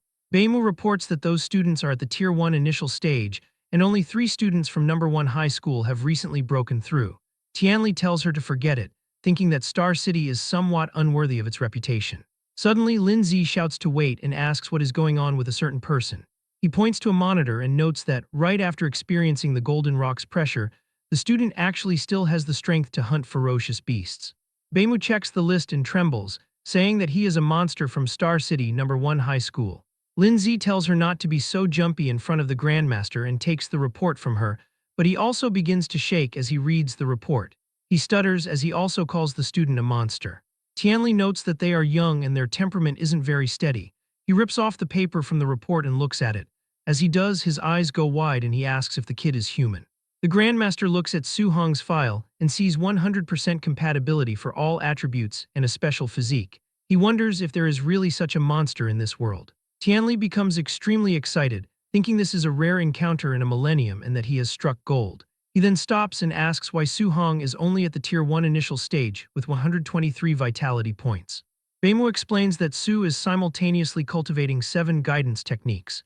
Tianli becomes angry, realizing that is why his vitality is so low, thinking that cultivating 7 types simultaneously would be too much even for a deity. He wonders how his cultivation could possibly increase and asks how Wu Lingxian didn't explain this small matter clearly to the kid. One examiner arrives and tells them that students are arriving at the training camp one after another. Tianli decides to go take a look. Wang Tianchuo, Xiao Yan, and Lin Xing pay their respects to Grandmaster Qin. He tells the 3 little ones they are very good. 6 hours after the start of the assessment, more students finally arrive. They think they were going to die and mention it was the Golden Rock Beast King after all. 7.5 hours after the start, people think they might as well end it early, as nobody should be left behind. Grandmaster Chin wonders where the monster named Su Hong is and hopes he hasn't lost his precious treasure. He then spots Su Hong and thinks the brat is finally here. Su is exhausted and reflects that he was so focused on earning martial value that he almost forgot the time. He enters the camp, and the other students cannot believe how dirty he is. They wonder exactly how many ferocious beasts he had to kill to get so dirty. Two guys from before also see him. One tells the other he waited until the brat showed up, and the other tells him not to be in a rush because once they are in the training camp, there will be plenty of ways to deal with him. Wang Tianchuo, Xiao Yan, and Lin Xing watch him, and Xing thinks it is interesting that an expert is passing right at the deadline. An instructor announces that the 8 hours are up and anyone who hasn't arrived is completely eliminated. He says he will introduce the facilities and rules, listing the gravity training room, movement technique training room, and the ferocious beast combat room, and the martial art pavilion. He explains that in the martial art pavilion they can exchange for martial skills, movement techniques, pills, and weapons, with the highest grade reaching a rank. Su Hong thinks he definitely came to the right place by joining this training camp. The instructor warns that to use these facilities, they need to provide enough contribution points. He says the only way to obtain them is by passing various training subjects, and outstanding performance yields extra rewards. He tells those who can still train to go and train, and injured students to follow him to the dormitories so they don't die in his hands. Su Hong enters his room and feels relieved it is a single room. In the future, when he cultivates and upgrades, he won't have to worry about being seen. He sits on his bed and sees he has 354 martial value points. He decides to max out the mortal body and begins the distribution of points. The system shows the mortal body at 70%, 80%, and 90%. Su Hong reaches 100% mortal body evolution. He gasps as his eyes glow with a red light. The power begins to spread throughout his entire body until the enormous pressure gradually dissipates and completely calms down. He finds the sensation incredible, reflecting that just the eruption of the physical body alone possesses such power. He checks the system and sees he has obtained the Overlord Body talent, which is described as the existence with the strongest strength among all physiques in the world. Su Hong admits that he has never heard of an Overlord Body before and notices that the spirit rank is at 0%, which means the Overlord Body can still be upgraded, and he wonders what kind of heaven-defying physique it will evolve into next. He is filled with excitement as he decides to test exactly how much strength this Overlord Body possesses. He tries to pick up his spear, but as he does, he realizes the weapon is about to snap just from him casually squeezing it. He notes that the spear is made of a C-rank alloy and is very expensive, having cost him a fortune. But then he remembers that he actually picked this spear up in the Star City wilderness, so it did not cost him any money. He resolves to gather enough contribution points as soon as possible to exchange it for an A-rank alloy spear. Su Hong puts on his jacket and considers that he can earn contribution points just by wearing a weight vest, wondering if he can carry a few hundred kilograms. He heads to the warehouse where people are simply impressed by Wang Tianchuo. The boy is carrying a 3,000-kilogram load and even says it is a bit light while managing to jump with ease. Xiao Yan comments that Wang Tianchuo's strength is as huge as a monster's. The supervisors are observing from the monitoring room, and one assistant notes that Wang Tianchuo can easily carry a 3,000-kilogram load, worthy of the barbarian god body. She asks Grandmaster Qin when they should find Su Hong to explain the disadvantages of simultaneously cultivating 7 guidance techniques in detail. The old man says they cannot be so direct because geniuses all have their pride, and speaking to them directly will only backfire. He suggests they use some methods to let him understand on his own and give it up voluntarily. He then asks if the arranged night raiders have finished assembling. The assistant says it still needs some time to match the combat power of different students, which is a bit troublesome. He notes that the trainees just finished the assessment and have relaxed mindsets, so encountering a night raid suddenly will make them howl in grief. Tianli orders them to arrange a Tier 1 high-stage martial artist for Su Hong, because he wants the boy to be overwhelmingly defeated. He plans to then explain the disadvantages of his cultivation method, so the boy will listen obediently. The assistant is shocked, noting that a Tier 1 high-stage martial artist has over 400 vitality and 5,000 combat power points, while the boy's vitality is only a little over 100. They worry that the boy's Dao heart might collapse from the beating. Qin Tianli calls this nonsense, stating he is doing this to correct Su Hong's mistakes, and that if his Dao heart collapses so easily, then the boy is just a piece of trash. Meanwhile, everyone outside is rushing to watch Wang Tianchuo train in the gravity room. Su arrives to pick up a smart bracelet used for calculating points. He goes to the weight racks and notices that the heaviest one is 10 tons, forged from a super heavy alloy. He wonders who can even wear such a thing. He tries to wear it but finds it far too heavy, realizing it severely affects his speed and he won't last long. He decides the 5-ton weight load is the most suitable for him right now. He puts it on and is still able to move easily. Su-hong wonders how much weight Wang Tianchuo and the other two geniuses chose, assuming that since they are Tier 1 high stage, they should be at least as strong as him. He puts his clothes back on and goes to observe their cultivation methods, hopping to gain some experience. Outside, people are surprised to see Wang Tianchuo enter the gravity room without even taking off his 3-ton weight vest, and even set the gravity to 2x, as it means he is under 6 tons of pressure. Su-hong sees this and thinks he had a bit of a misunderstanding about the toughness of the overlord body, and notes that Wang Tianchuo's 3 tons is actually quite light for him. He then sees Chen Shan and Li Tu standing outside. Su asks why they aren't going into the gravity room to cultivate. They reply that if they enter, they will definitely be singled out for comparison, which is too embarrassing since they are lagging too far behind. Su sighs at this reason and heads into the room himself. His friends ask if he is really going in and if he is not afraid of embarrassing himself. They suggest he wait until there are fewer people before going in. Other warriors mock him, assuming he probably isn't wearing a weight suit and just wants to surpass Wang Tianchuo in terms of the gravity multiplier. Su-hong enters the room, reflecting that a gravity room is extremely expensive to build and only prominent aristocratic families can afford them. He cannot let this good opportunity slip by. Wearing a 5-ton weight vest in double gravity makes it 10 tons, which he could only hold on to for 10 odd minutes. He decides it is better to set it to 1.5 times so he can last a bit longer. However, the pressure still makes him groan. People watching through the monitor mock him for only punching in 1.5 times gravity without even wearing a weight vest, calling it hilarious. Su-hong begins to meditate, noting that while the heavy pressure makes cultivating a guidance technique more difficult, the cultivation speed has obviously accelerated a lot. 2 hours later, he is still meditating but is completely exhausted. He sees that aside from the thunder and fire guidance techniques, all other guidance techniques leveled up by 1. His vitality even increased from 126 points to 130 points. He turns off the device and struggles to stand up, thinking the gravity room's effect is good and the other facilities probably won't be bad either. He leaves the room exhausted. As he leaves, 2 boys mock him by saying, "Look quickly, the dead last came out so fast." They laugh because he couldn't even handle 1.5 times gravity, even without a weight suit. Su-hong ignores them and starts taking off his shirt, noting that the breathability of the weight suit is too terrible and it is boiling hot. The 2 boys who were just making fun of him are stunned to see the weight suit. They suspect they witnessed it incorrectly and consider questioning the exact number of kilograms the weight actually weighs. His companion suggests that since Su-hong finished in the last place, the weight is likely only 500 kilograms instead of 5,000.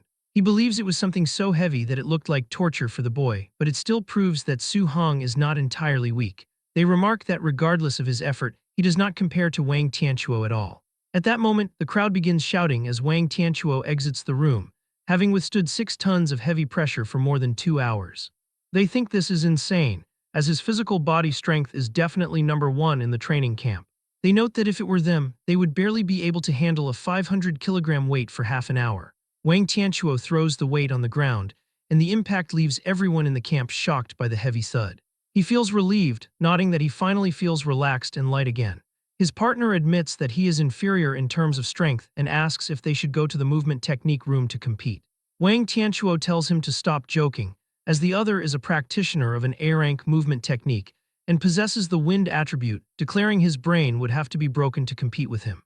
Su-hong hears about this A-rank movement technique and finds it interesting.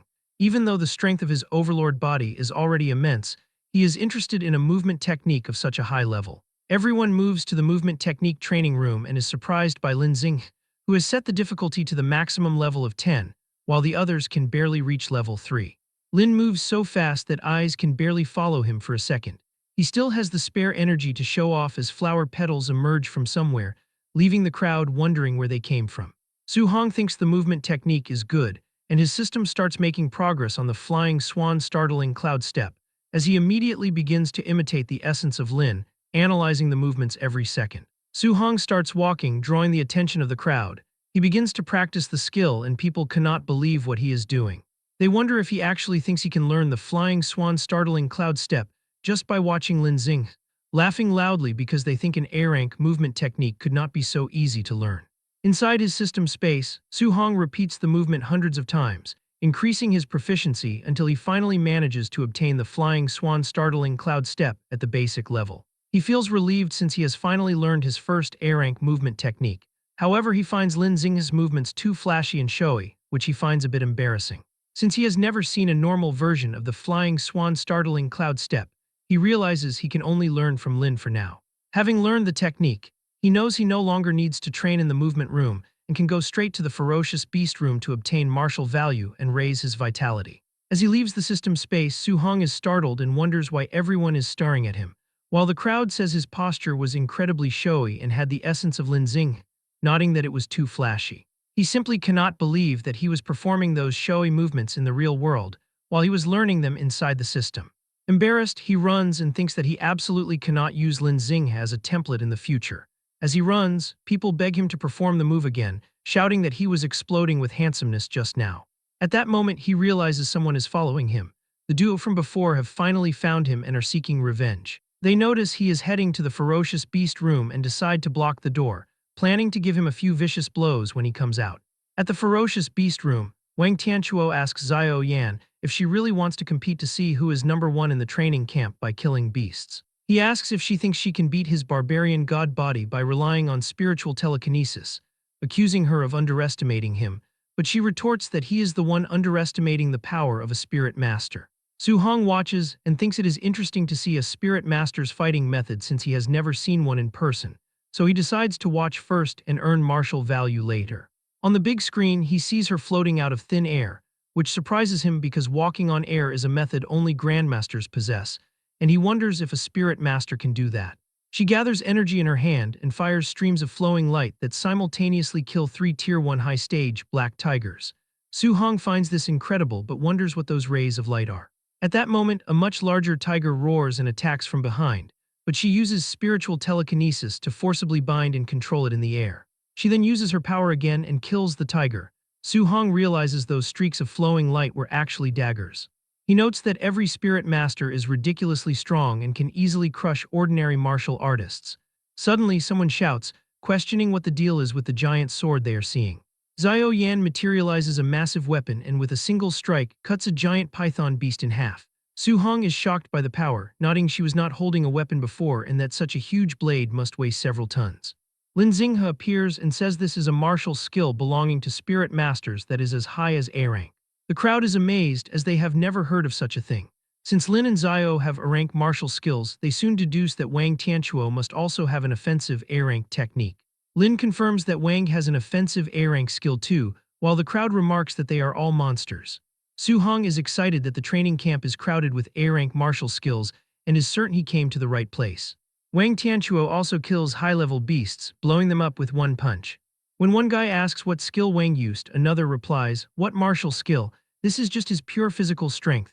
Su-hong notes that the guy is using just his pure physical strength and does not seem to have any intention of using martial skills. He decides he will find a chance to learn from him next time.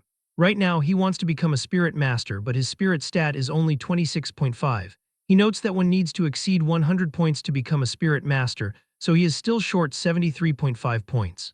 He becomes motivated to go on a killing spree to gain the 735 points of martial value he needs. The duo see Su-hong entering the room and decide to follow him. They note that everyone else is focused on Wang Tianchuo and Xiao Yan, so it is the perfect opportunity to ruthlessly beat the kid up. However, they are shocked when they look at the monitor. They see Su-hong is challenging more than 10 Tier 1 high-stage ferocious beasts at once and wonder if he is crazy. The two of them start to panic as they consider finding an instructor to save Su-hong. However, they believe it is already too late for him because they are certain the monsters will tear him to shreds in seconds. Inside the ferocious beast room, he taunts the creatures, provoking them to charge at him all at once. He springs backward to evade the attacks and he then activates his skill, and energy goes through the monsters' bodies. He then increases his power, attacking every monster with such force that the internal organs of the beasts are completely shredded. Both of them are left speechless as they watch Su-hong destroy monsters that even a middle-stage martial artist would struggle against, until one suddenly notices that Su-hong is using familiar footwork and realizes the boy has already copied the flying swan startling cloud step belonging to Lin Xinghe. He and his partner argue over how such a feat should be impossible for a normal student. wondering if he watched Lin Xinghe use the movement technique and then learned it. They quickly accept reality and acknowledge that Su Hong possesses heaven-defying talent to have mastered the technique so quickly. And the other suggests that they should just forget about their revenge mission because even if they gather together, they are not enough for him. The first guy does not even attempt to object, saying that whether Su is the heir of a great family or a monster genius, he simply cannot swallow this anger. But the second guy points back toward the training room, saying that before he goes looking for trouble with him, it is better to take a look at this. He looks up at the screen and it makes him drop his weapon. They stare at the monitor and see that Su Hong has eliminated 11 high-stage ferocious beasts in only a few minutes. Su Hong checks the points he earned after defeating over a dozen Tier 1 high-level creatures and notes that the 81 martial value points he received are not very high, confirming his theory that earning points becomes harder as he grows stronger. Before he can even take a moment to rest, more monsters emerge, forcing him to quickly stand back up. A beast attempts a surprise attack from behind, but he reacts instantly and punches the creature into the afterlife using his Vajra fist. He unleashes a terrifying aura that causes the monsters to hesitate, but he refuses to give them a second chance since he needs their martial value points. He charges after them and begins wiping out the beasts without any mercy. Outside the room, they decide that it would be best for them to simply forgive Su Hong and move on, realizing it would be dangerous if Su Hong encounters them there after he finishes. They quickly walk away and soon pass by the area where other trainees are gathered. A colleague is surprised to see them back so soon and asks if they succeeded in their revenge and if they already beat that kid up, but the two can only respond with nervous laughter. But internally, they are just relieved that they still have their heads on their shoulders, thinking that if they weren't clever, they would be lying on the ground like dead dogs right now because this training camp is too outrageous and full of heaven-defying monsters. Just then, Wang Tianchuo and Xiao Yan exit the beast room, with the boy having earned 280 points while the girl secured 270. Their followers begin to praise them and estimate that they must have killed between 50 and 60 Tier 1 high-level beasts. Regarding their weight vest contributions, Wang Tianchuo earned 100 points while Xiao Yan received 50. These totals are impressive to their followers, as the highest among the rest of the group is only 30 points. The crowd continues to discuss how powerful these geniuses are based on their hunt results. However, the Du are the only ones who know there is an even more terrifying monster in the camp who stands above the big three. 1 hour later, Su Hong sits atop a mountain of corpses and notes that he is starting to feel exhausted. He reflects that he is still far from his target of 735 martial value points. Nonetheless, he checks his smart bracelet and sees that he has earned a total of 700 contribution points through hunting and his weight vest. Without hesitation, he makes his way toward the martial art pavilion. Upon arriving, he approaches the counter to speak with the receptionist. He picks up a book to read through the exchange menu and is surprised to find that A-rank martial arts start at a minimum of 2,000 points. Thinking that A-rank martial arts are so expensive since the cheapest is 2,000 points, he notes the prices of the pills are still acceptable, especially since there are spirit gathering pills here. The female attendant asks him if he has decided what he would like to exchange for, while internally, she assumes that Su Hong is just a Tier 1 initial stage student who cannot afford anything. Su Hong eventually makes a decision and asks if the spirit gathering pills can actually increase spiritual power. So she confirms that they are effective but warns him that they only provide a benefit the first time they are taken, noting that the higher the grade of the spirit gathering pill, the better the improvement effect. He sees the menu where the highest grade of the spirit gathering pill reaches Tier 4 for 500 contribution points. He requests a Tier 4 spirit gathering pill, and the attendant is shocked. She says that a Tier 4 spirit gathering pill costs 500 contribution points, not 50 points. But when he displays his 700 points, she cannot believe her eyes but quickly provides the pill with a smile to him in a decorative box. So he thanks the woman and asks if she has any dual thunder and fire attribute alloy spears for sale. She answers that they do for only 200 points and thanks him for his patronage, calling him handsome. He ends up spending the rest of his points to acquire a new weapon. He returns to his room with a C-rank dual-attribute spear known as the Thunder Fire Spear. He looks at the system, noticing his vitality and guidance techniques have improved again, and that he also obtained 490 martial value points, meaning the improvement in this single day is more than what he had in the previous week. He opens the box given to him by the attendant and looks at the golden pill inside. He hopes this spirit gathering pill can provide a 25.5 spiritual power improvement. He swallows the pill and immediately feels the spiritual energy shifting within his body. Then with a determined look, he declares that he is definitely going to become a spirit master. As the pill dissolves, he feels the effects of the Tier 4 spirit gathering pill as it begins to take effect immediately. The exhausted nerves all over his body are relieved, and he feels incredibly comfortable. His brain also becomes exceptionally clear, giving him the ability to sense everything going on in his surroundings. Once the process concludes, he is surprised to see that the pill actually boosted his spiritual power by exactly 24 points. He reviews his system window and sees his spirit stat is now 50.5, calculating that even if he uses all 490 of his martial value points, he would still be 0.5% short of what he needs. And he realizes that to gain that remaining 0.5%, he only needs 5 more points, which is the equivalent of defeating a single beast. He wishes that he had killed just one more creature before leaving the training room. Nonetheless, he decides he cannot regret what is already gone and prepares to rest so he can take care of it the next day. Meanwhile, at the training camp warehouse, the instructors who will be participating in the night raid have gathered. They look over leaflets to see the data of the applicants assigned to them, while others are assigned to the geniuses of the camp. One man, Bu Jingfeng, says they are bullshit geniuses, and that if he were still in high school, these brats would not even be qualified to be his sparring partners. A giant man says his target is Wang Tianchuo, whose vitality is as high as 340 points, noting that even Jingfeng did not have this level back in the day, which makes Jingfeng unable to believe students are that strong. The other two also discuss their targets, as one is in charge of a guy with vitality exceeding 300 and the other is in charge of a spirit master. Bu Jingfeng looks at his target's data and sees he is assigned to Su Hong, who is listed as having only 123 vitality points. His peers ask why he was given someone who seems as trashy as Su Hong, and one instructor believes that Grandmaster Qin must have made a mistake, but the Grandmaster enters the room at that moment to let them know the assignment was intentional. Jingfeng goes ahead to challenge the decision, calling the student trash. However, Qin Tianli lets him know that Su Hong is not as simple as he seems because his combat power is on par with that of a Tier 1 high-stage martial artist. The group is shocked when they hear this, as they do not expect someone with just over 100 vitality points to be able to challenge a proper martial artist. Tianli tells Jingfeng that he will understand his words by the time they exchange blows, though the instructor still complains about the task of bullying a junior since he has almost 500 vitality and is about to become a Tier 2 martial artist. But the Grandmaster slaps him on the head, telling him to do as he is told and instructing him to go all out from the very beginning, saying it is best if he can beat Su Hong until he doubts his life. Jingfeng still cannot believe he is expected to fight such a weak child, and even asks the Grandmaster if he holds a grudge against Su Hong, declaring that he will not be held responsible if he cripples the boy. Tianli smiles when he hears this and urges the man to beat Su Hong to pulp, telling him that he will not blame him and will also reward him. Bu Jingfeng agrees to this, but internally he thinks that the Grandmaster's smile is terrifying and that Su Hong is pitiful. Moments later, the Grandmaster orders them to start the operation, and the raiders make their way to the dormitories to perform the drill. At the dormitories, they begin to look for their targets and start fighting with their targeted students. Su Hong soon hears the sound and wonders if it is a sneak attack. While he is still thinking, his door is cut open. Bu Jingfeng rushes into the room and attacks, but Su Hong dodges that attack. He has heard that the All Heaven's 10,000 races frequently hunt down human race geniuses everywhere to weaken humanity's strength, and he wonders if it could be them.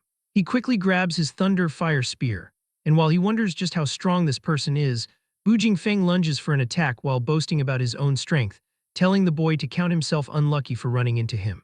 Su Hong soon realizes the man is a human Tier 1 high-stage martial artist, and not someone from the All Heaven's 10,000 races. He smiles because this is exactly what he needs, figuring out that he will be able to gather the last 5 martial value points to become a spirit master if he defeats this enemy. Bu Jingfeng is shocked when he realizes that the boy is actually taking up a fighting pose against him, leaving him to wonder if the boy has gone out of his mind. Their weapons clash, and this is when Jingfeng realizes that the boy's physical strength is crazy, confirming that Su Hong's combat power is indeed on par with a Tier 1 high-stage warrior, and that Grandmaster Qin was not lying. Suddenly, he notices something else, thinking that a Tier 1 initial stage martial artist should not possess this kind of power. On the other hand, Su Hong is doing his best since it is his first time fighting a high-stage opponent. He swings his spear with a powerful aura, causing Jingfeng to leap back. Jingfeng begins to regret his initial assessment after realizing that this brat is a monster. Nonetheless, he is an experienced martial artist and knows what a fight between them entails. He unleashes his fire attribute, which coats his sword in purple flames, saying that a battle between martial artists is not just about comparing who has greater physical strength. Su Hong is surprised by the display of the fire attribute, since it is his first time seeing a fire attribute martial artist in person.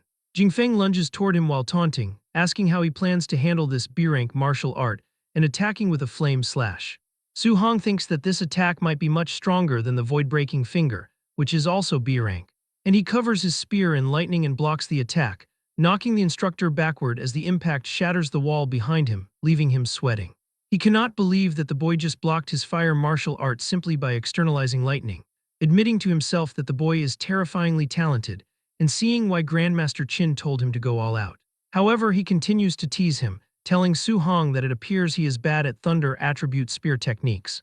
Otherwise, he really would not be able to defeat him this easily. Su Hong admits that he indeed does not know any thunder attribute spear techniques, but asks what would happen if he added something on top of them. He mixes two attributes, lightning and fire, leaving Bu Jingfeng in total shock by the attribute fusion. Su Hong performs the technique with ease right before his opponent's eyes. Bu Jingfeng is left completely stunned, as he has always believed that attribute fusion was nothing more than a myth. He continues to panic as Su Hong leaps toward him with a powerful attack. The instructor tries to uphold his honor by launching a counterstrike. However, the boy's power easily overwhelms him and knocks him through the wall, sending him crashing to the ground outside. Because he just defeated Bu Jingfeng, he is awarded 7 martial value points. He smiles because the instructor just gifted him the exact points he needs to advance and become a spirit master. His system window updates to show his new martial value of 497 points. Moments earlier, Qin Tianli and Beimu were waiting outside the dormitory for a report. The Grandmaster believed that Su Hong should be receiving the beating of his life at this very moment, reflecting that after this defeat, he would be able to persuade the boy to stop pursuing multiple guidance techniques simultaneously and focus on just one. Suddenly, Bu Jingfeng is sent flying through the wall and crashes right in front of Qin Tianli. He is totally knocked out, his face battered from the excessive beating he received. Beimu and the Grandmaster are left in complete shock because Su Hong defeated the instructor with such ease. At the same time, the 3 geniuses also defeat their opponents, sending them crashing through the walls just like Su Hong did. Wang Tianchuo, Xiao Yan, and Lin Xing step out of the broken wall, telling the Grandmaster that he should have sent stronger opponents because these ones were incredibly weak. Wang Tianchuo then notices there are 4 defeated instructors on the ground, and realizes the person who defeated the 4th one finished even faster than they did. Lin Xing assumes that the martial art instructor is simply weak, which is why he lost to his opponent. However, Beimu knows that Jingfeng was actually the strongest among the 4 instructors. Qin Tianli is not surprised by the 3 geniuses pulling off a win, but he realizes that Su Hong is only an initial stage Tier 1 martial artist, meaning facing a Tier 1 high-stage opponent should have been difficult. He wonders how Su Hong could have finished even faster than the 3 top geniuses. Suddenly, an official comes running over to tell Qin Tianli that something big has happened. The Grandmaster assumes a trainee was killed and tells the man that such things are normal. However, the official reports that while Su Hong was fighting Bu Jingfeng, he actually used attribute fusion. Qin Tianli initially dismisses this as nothing serious, but the moment the words sink in, he grabs the man and asks if he is telling the truth, and the officer reveals that Su Hong combined thunder and fire to defeat Bu Jingfeng. He mentions that he saw it clearly on the surveillance screen and suggests the Grandmaster can ask Bu Jingfeng himself if he doubts it. Jingfeng manages to regain consciousness just long enough to tell the Grandmaster that Su Hong really did use attribute fusion. Qin Tianli freaks out as he reveals that the only genius martial artist in the human race who researched attribute fusion actually took a full 19 years to achieve it, and Su Hong has been in contact with the 7 guidance techniques for less than a month. The Grandmaster becomes extremely hyped and declares that the boy is a true dragon appearing in the world.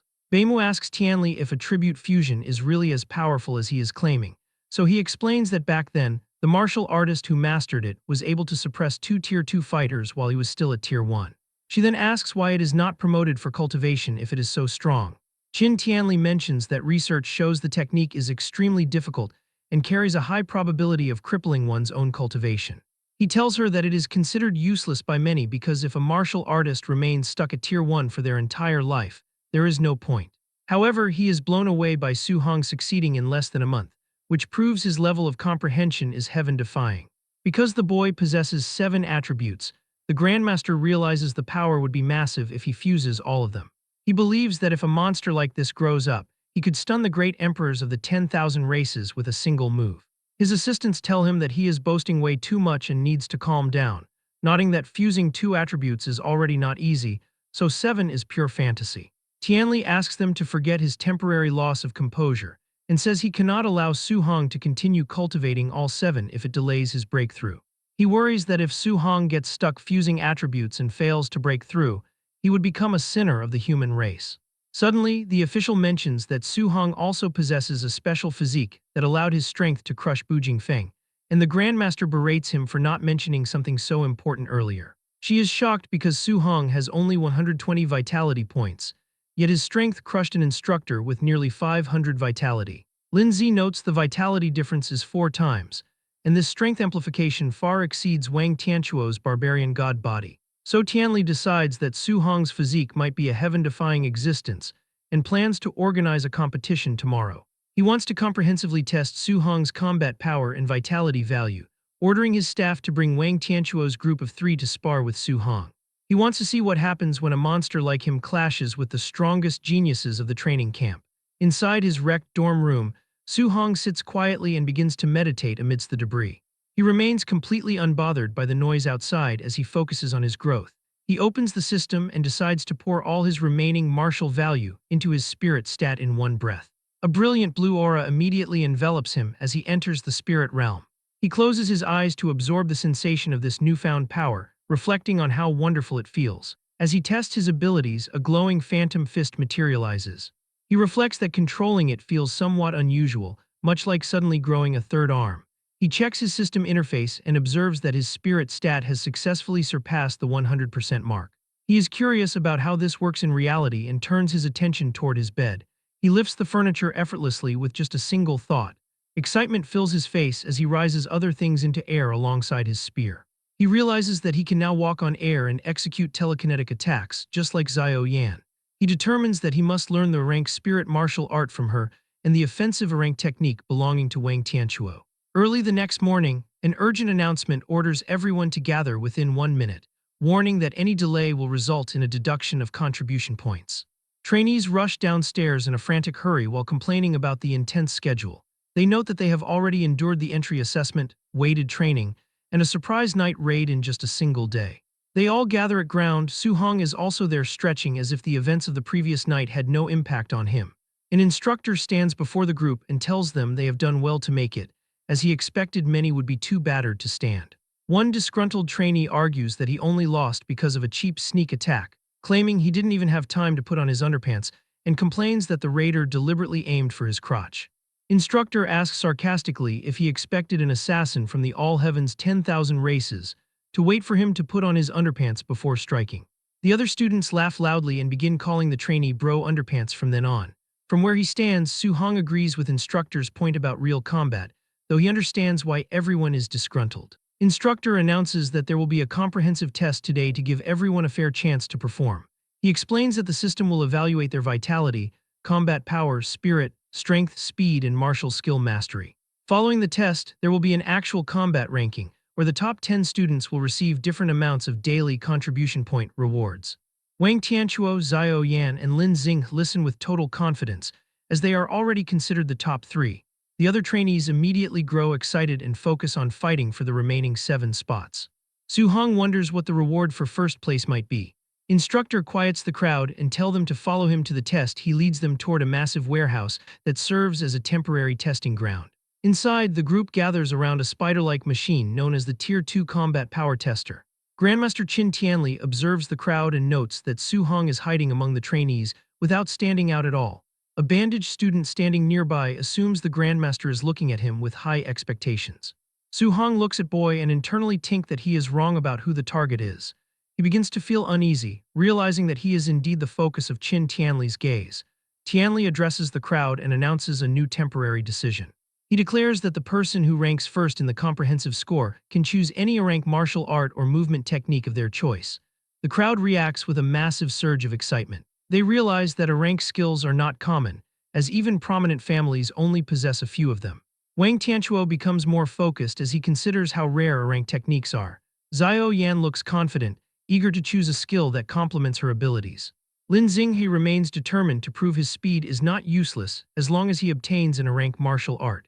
Su Hong's eyes light up as he decides he must go all out to claim the top prize. Tianli narrows his eyes, reflecting that he wants to see the true strength of this monster-like youth. He announces the testing order, starting with Lin Xinghe, followed by Xiao Yan and Wang Tianquo, He names Su Hong as the fourth person to be tested. The crowd is surprised that Su Hong is being singled out, but Su remains composed. Chen Shan and Li Tu look at Su Hong with pity, assuming he is unlucky and must have offended the Grandmaster. Others theorize that Grandmaster is using Su Hong as a contrast to motivate the poor students, hoping they learn from shame and become brave. While Duo who have seen Su Hong fight monster whisper that you guys will be dumbfounded later, Grandmaster explains that the test begins with physical body combat power before moving to martial skill combat power. Lin Xing steps forward and mentions that raw strength is not his strong point. He delivers a punch, causing the screen to display a score of 40-13. The trainees are deeply impressed that he scored over 4,000 without using any martial skills. One student notes that while his physical power seems low compared to his speed, it is still at the level of a Tier 2 martial artist. Su Hong reflects that Lin Xing's physical base must be solid to handle a rank movement technique, and he prepares his system to copy the next move. Lin Xinghe gathers swirling green wind energy around his fist and unleashes the cloud-hiding Gale Fist. The machine shakes as the score jumps to 56-42. The crowd is amazed that a B-rank attribute martial art can be so terrifying, and most terrifying part is this isn't his strong suit, it's his weak point. Su Hong's system immediately notifies him that he has acquired the achievement for the wind-based cloud-hiding Gale Fist. He analyzes the result and notes that the technique only increased the combat score by 1,600 points, which he considers to be a bit small and just so-so. Lin Xing steps down with a smug look, but Xiao Yan tells him that his result is nothing special. She steps up and records a physical body combat power of 32-53. Su note that it is normal for a spirit master's physical strength to be a little weaker. The key is the spiritual telekinesis martial art. Her eyes glow as she uses her spiritual telekinesis to manifest a massive golden hammer. Su Hong's system reacts instantly, informing him that he has acquired the new martial art, Spirit Weapon Condensation Art. He thinks that this training camp is amazing and wonders how many more skills he can learn today. Xiao Yan moves quickly and swings her arm. The enormous golden spirit weapon follows her movement and slams forcefully into the combat power tester. This display shows a score of 5,942. The observers react instantly, noting that her combat power is nearly 6,000 and even exceeds the result of Lin Xing, while others mention that she previously only had over 3,200 combat power, highlighting that her strength has almost doubled. Many people praise spirit masters, declaring them to be heaven's darlings with explosive power on a different level. While the crowd is distracted by the excitement, Su Hong stands silently among them as a soft blue aura envelops him while his consciousness moves into the system space. And a student nearby expresses jealousy toward Xiao Yan, explaining that spirit power is not only strong but also very versatile. Within the system space, golden spirit energy surges around him and spirals upward when he raises a finger. However, the effect does not last, and the construct shatters almost immediately into golden particles that vanish. Su Hong exhales heavily, appearing clearly exhausted, as he reflects that the spirit weapon condensation art can condense things other than weapons like tables, chairs, or even ferocious beasts. Noting that the more a creation is condensed into substance, the more spirit power it consumes. He realizes his current level makes it difficult to learn the technique immediately. Sweat forms on his face as he decides he will learn it slowly later, but his focus shifts back to reality as he waits to see the martial art of Wang Tianquo. Soon the announcement is made that it is now the turn of Wang Tianquo, and the trainees grow excited once more as Wang Tianquo walks forward with confidence, while people discuss his barbarian god body. Noting that he possesses terrifying strength and an absolute advantage in combat power, leading many to believe he is securely in first place due to his physique. Su Hong watches silently, wondering about the difference between this physique and his own overlord body. Wang Tianquo tells everyone to watch closely, declaring that this punch represents the gap between them. He drives a heavy punch into the machine, causing the force of the impact to spread throughout the arena. The observers ask if what they saw is real or fake, and others call it crazy, noting that his pure physical punch is only 300 points lower than the score of Lin Xing when using a martial art. They wonder if this is the immense strength for which the barbarian god body is renowned. Nearby, Tianli and Lin Zi watch the scene, and the Grandmaster comments that it is very good. Hearing the praise, Wang Tianquo bows and thanks the Grandmaster for the praise, then announces that he will use a martial art next. Su Hong becomes more interested, realizing the offensive rank martial art is coming. Energy begins to collect around Wang's arm. He steadies himself and focuses his energy to prepare for the attack. Grandmaster recognizes the move and notes it is the A-rank Bone Netherfire Fist. At that moment, Su Hong receives a system notification that he has acquired the new martial art, the fire-based Bone Netherfire Fist, and he reflects on the fact that this martial art is in the pavilion and costs 2,800 points to exchange. Wang then unleashes the A-rank martial art with all his strength. The impact shakes the entire area, and the tester flashes a result of 7,534, causing the spectators to react with shock, noting that another 500 points would reach the standard of a Tier 2 middle stage martial artist with 600 vitality. Grandmaster watches with satisfaction and gives high praise, mentioning that the boy's father has talked about raising a grandmaster for half his life, and he now sees no problem with that. Wang Tianchuo respectfully says he will borrow those auspicious words. Next, Qin Tianli calls for Su Hong to take his turn. As he walks forward, people whisper that anyone who goes up after the top 3 will be extremely humiliated, and some notice he looks very calm, remarking that a dead pig does not fear boiling water. He reaches the front and stands before Qin Tianli and Lin Zi, while the Grandmaster explains that for the first punch, only pure physical strength may be used. Su Hong gives a simple okay and prepares himself. He focuses, telling himself the test reward is definitely his. He dashes forward with speed and drives his fist into the testing machine, causing a massive impact to spread across the arena. The display shows a result of 6,551. Grandmaster stares at the score in surprise, admitting he still underestimated the boy's monster level. The crowd is silent for a moment before reactions spread, questioning if the tester is broken after seeing over 6,500, while others point out that he was the dead last student, yet today he is like a monster. Some trainees mentioned they thought Wang Tianchuo was invincible, but now another expert has appeared. Wang Tianchuo, Lin Xing, and Xiao Yan watch closely, with the girl commenting on the exaggerated combat power, while Lin Xing insists that this is not combat power a Tier 1 martial artist can produce, and he must be a Tier 2 martial artist. Wang Tianchuo admits to himself that he was too arrogant before. Once the commotion settles, Su Hong asks the Grandmaster if he should continue with a martial art, and the Grandmaster nods in approval and tells him to continue. Su Hong returns to his stance and prepares for the next move. In the next moment, he shifts his focus to the system as the progress bar for the new technique begins to climb through percentages. He stands still as a cold blue, flame-like aura spreads around him, realizing the bone netherfire fist is very suitable for him.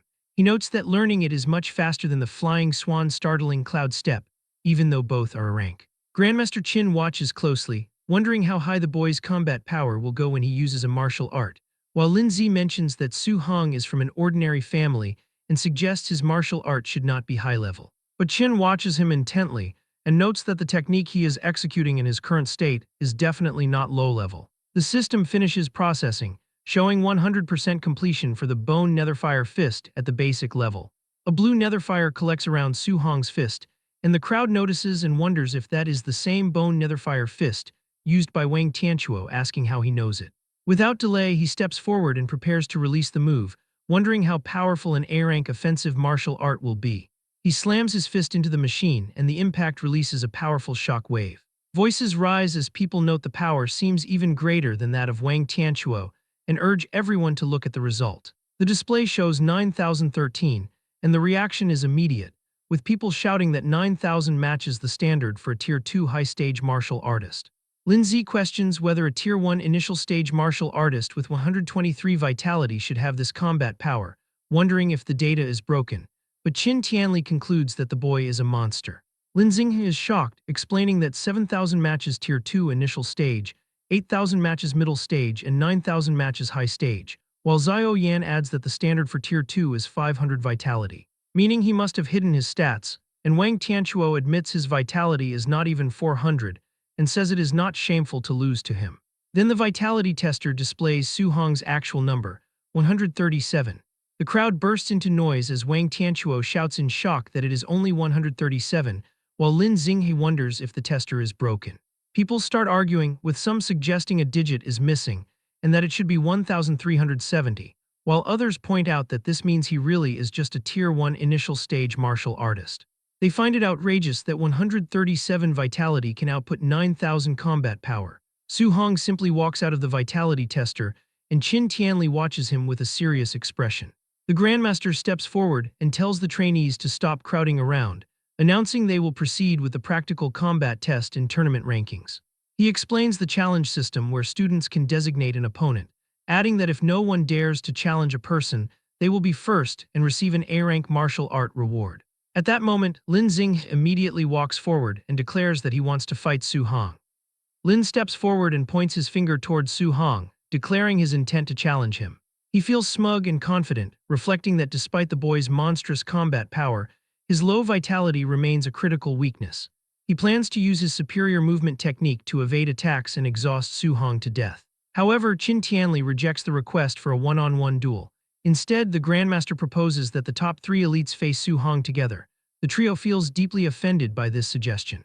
Lin Xing scowls at the idea of being underestimated, while Xiao Yan asks if the boy even deserves for all three of them to attack him at once. Wang Tianchuo expresses concern that their combined might could accidentally cripple the kid while they are playing around. Ignoring their complaints, Qin Tianli asks Su Hong for his opinion, and the student calmly replies that he has no objections. The elites glare at Su Hong, irritated because he seems to truly believe he is guaranteed to win. Wang Tianchuo thinks to himself that the boy is being pretentious and that he could leave him stunned all by himself. The Grandmaster announces that the match begins, and the three elites square up against Su Hong inside the testing facility. As the fight commences, they charge forward. Lin intends to blast out a cloud-hiding Gale Fist before running, waiting for Su Hong to engage the others so he can launch a sneak attack. He reflects that with the speed of his flying swan startling Cloud Step, it is impossible for the boy to react in time. His plan is shattered when Xiao Yan and Wang Tianchuo shout in panic for Lin to dodge. Caught off guard, the student turns in shock as Su Hong slides effortlessly past his line of sight and materializes directly behind him. Su Hong prepares a glowing blue punch while calmly bidding him goodbye. Just before the strike lands, the blow is brought to an abrupt halt inches from Lin Xing's face. Given a split-second reprieve, Lin frantically leaps backward to escape. After landing safely, he thanks Xiao Yan for her telekinetic intervention and warns his teammates that the boy's speed is unusual. Restrained by a faint telekinetic aura, Su Hong looks at his hand with mild intrigue. He reflects that it is his first time experiencing the feeling of being controlled by spiritual telekinesis and that he is not used to it. Realizing he must finish off Xiao Yan first, Su Hong rushes toward her with an explosive burst of speed. Xiao Yan is shocked by his speed. Lin and Wang are baffled to see him perfectly executing the flying swan startling Cloud Step and charge to intercept him. Lin wonders how a fire attribute user can perform his wind-based technique, eventually concluding that Su Hong must have dual attributes. He yells for Wang to stop him. Wang steps into the path of Su Hong with his arm ignited in a fiery aura, instructing Xiao Yan to focus on her spiritual control while he blocks the advance. Wang unleashes his A-rank bone netherfire fist. Instead of dodging, Su Hong mirrors the attack perfectly, his own fist erupting with the exact same pale blue flames. Before the strikes can connect, Xiao Yan amplifies her telekinetic hold and freezes Su Hong in his tracks. The crushing pressure causes the concrete beneath his feet to crack. Su Hong notes that the spiritual control is even more troublesome than he had initially imagined. Taking advantage of the situation, Lin leaps and brings down a fierce kick aimed at the boy's head. Observing from the sidelines, Qin Tianli muses that it might have been premature to let Su Hong fight all three elites. He reflects that escaping a spirit master's control requires either overwhelming physical strength or counteracting spiritual power. But despite the pressure, a confident smile spreads across the face of Su Hong. The Grandmaster is shocked to see that the boy is actually smiling. Just as the attacks are about to land, Su Hong unleashes a massive surge of brute strength and forcefully shatters the telekinetic bind. The violent backlash causes Xiao Yan to cough up blood as she loses her spiritual control. Now free, Su Hong effortlessly intercepts the attacks of the other two elites, creating a massive shock wave. The spectating trainees erupt in disbelief, terrified that he shattered the telekinesis using only sheer physical strength. They call him a humanoid ferocious beast. With a ruthless motion, Su Hong grabs the limbs of his opponents and twists them. Utilizing his monstrous strength, Su Hong lifts both elites and begins spinning them rapidly through the air. He eventually halts the spin and mercilessly slams both elites face first into the concrete floor. The massive impact shatters the ground, driving the face of Wang into the rubble while Lin coughs up blood. The trainees watch in horror as Su Hong repeatedly lifts and smashes the two elites into the ruined floor. When he finally releases his grip, the once proud elites lie completely motionless, having fainted from the savage beatdown. Standing tall amidst the settling dust, Su Hong has completely dominated the match. He locks an intense gaze onto his last remaining opponent, and Xiao Yan immediately loses her will to fight. Trembling, she throws her hands up and backs away, loudly surrendering and begging him not to come any closer. The spectating trainees are in awe, marveling that Su Hong has single-handedly crushed the camp's strongest trio. Qin Tianli steps forward to silence the commotion. He asks if anyone else dares to challenge Su Hong, declaring that otherwise the young man will take first place. The trainees quickly forfeit to avoid a similar fate, admitting that only an idiot would challenge him now. With no objections, the Grandmaster declares Su Hong the winner. He instructs Lin Zi to organize the remaining matches for the other rankings. He then tells Su Hong to follow him to claim his reward and select a new A-rank martial art. A satisfied smile spreads across the boy's face as he reflects on obtaining another powerful skill. As they walk, the Grandmaster mentions that he has been paying attention to Su Hong since the day he stepped into the training camp. He asks why the boy chose to hide his strength when others eagerly show off. Su Hong explains his caution, stating that without power or influence, sticking his head out too early makes it easy to be targeted. Qin Tianli laughs, appreciating the boy's survival instincts. He confesses that the tournament was arranged specifically for Su Hong to strive for more resources. The Grandmaster advises that in today's world, resources are concentrated on geniuses. He assures Su Hong that he no longer needs to hide his strength and offers his personal protection. Grateful for the backing, Su Hong thanks him. They soon arrive at the martial arts pavilion. Inside, the receptionist stands at attention as the Grandmaster orders her to bring the list of martial arts. He tells Su Hong to look carefully and ask if there is anything he does not understand. Su Hong asks which martial art would be best for him, but before advising, the Grandmaster asks which ones he already knows. Su Hong lists the Bone Netherfire Fist, Flying Swan Startling Cloud Step, Cloud Hiding Gale Fist, and Void Breaking Finger. The Grandmaster's expression tightens as he points out that those techniques are not in the camp's inventory. He asks incredulously if the boy really learned them just by watching Lin Xinghe use them once. When Su Hong casually confirms this, a drop of sweat rolls down the Grandmaster's face. He stares in silence, internally reflecting that the boy is truly a monster. The martial arts pavilion administrator watches in total shock, wondering who Su Hong could be to have Grandmaster Qin Tianli personally assist him in selecting a technique. As they look through the catalog, Qin Tianli suggests that since the boy already possesses offensive and movement skills, a control-type martial art would be best to balance his abilities. He recommends the A-rank Flame Cage, which condenses fire spiritual chi into a prison to trap and immobilize enemies. The Grandmaster explains that control-type arts require spiritual chi to leave the body, which is a difficult step that even most Tier 2 martial artists cannot achieve. Despite Su Hong currently being only at the Tier 1 initial stage, Qin Tianli believes that with his talent, he should be able to learn it. The old man mentions that he has learned this martial art before and offers to demonstrate it first so the boy can decide whether to choose it. Su Hong thanks him, as Qin Tianli summons a small flame from his hand. The Grandmaster notes that the power of control-type arts is immense and explains the battle's strategy. First, trap the enemy with the flame cage, and then launch an attack to achieve a one-hit kill. However, he warns that maintaining the cage while launching an attack would be impossible for the boy to perform right now. Qin Tianli admits that he only mastered that level of coordination after becoming a Tier 3 martial artist. Hearing that it is so difficult, Su Hong immediately shakes his head and tells the Grandmaster he is giving up on the technique and will choose something else. Qin Tianli is surprised by how quickly he surrenders his pride, reflecting that while most geniuses are arrogant, Su Hong actually listens to advice. Internally, Su Hong smiles because the system has already notified him that he acquired the new skill, Fire Flame Cage, just by watching the demonstration. Having already obtained the skill for free, he politely asks the Grandmaster to help him look for a different martial art. Qin Tianli flips through the pages and suggests a defensive technique next. He recommends the A-rank Earth attribute skill, Thick Earth Armor, which condenses battle armor on the user's surface for extremely high defense. Su Hong considers the idea and realizes that adding a defensive art to his special physique will yield incredible results. He tells Qin Tianli that he will follow his advice. As they finalize the choice, the Grandmaster asks what his special physique is called, so Su Hong confidently names it the Overlord Body. Privately hopping, the old man will be so impressed that he offers him a whole basket of A-rank skills. But Qin Tianli admits he has never heard of such a physique, prompting Su Hong to awkwardly confess that he just came up with the name himself. The Grandmaster assumes it must be a type of body that has not been recorded yet, noting that the strength amplification is downright terrifying, as he reflects that he has never seen the strength of a Tier 1 martial artist reach such a level. Suddenly, Qin Tianli receives an urgent phone call from an administrator, who reports that the contribution statistics show Su Hong was still wearing his weight vest during the entire tournament. The Grandmaster is shocked and asks if the boy really fought Wang Tianchuo and the others while weighted. Su Hong casually agrees, explaining that he would not have been able to get the points otherwise. Qin Tianli clutches his chest and tells himself to stay calm because the boy is a monster who should not be viewed with a normal mindset. He tells Su Hong to stop obsessing over points and take the vest off immediately, promising there will be plenty of rewards later. Su Hong agrees and hands the vest over to the pavilion administrator, warning her that it is a bit heavy.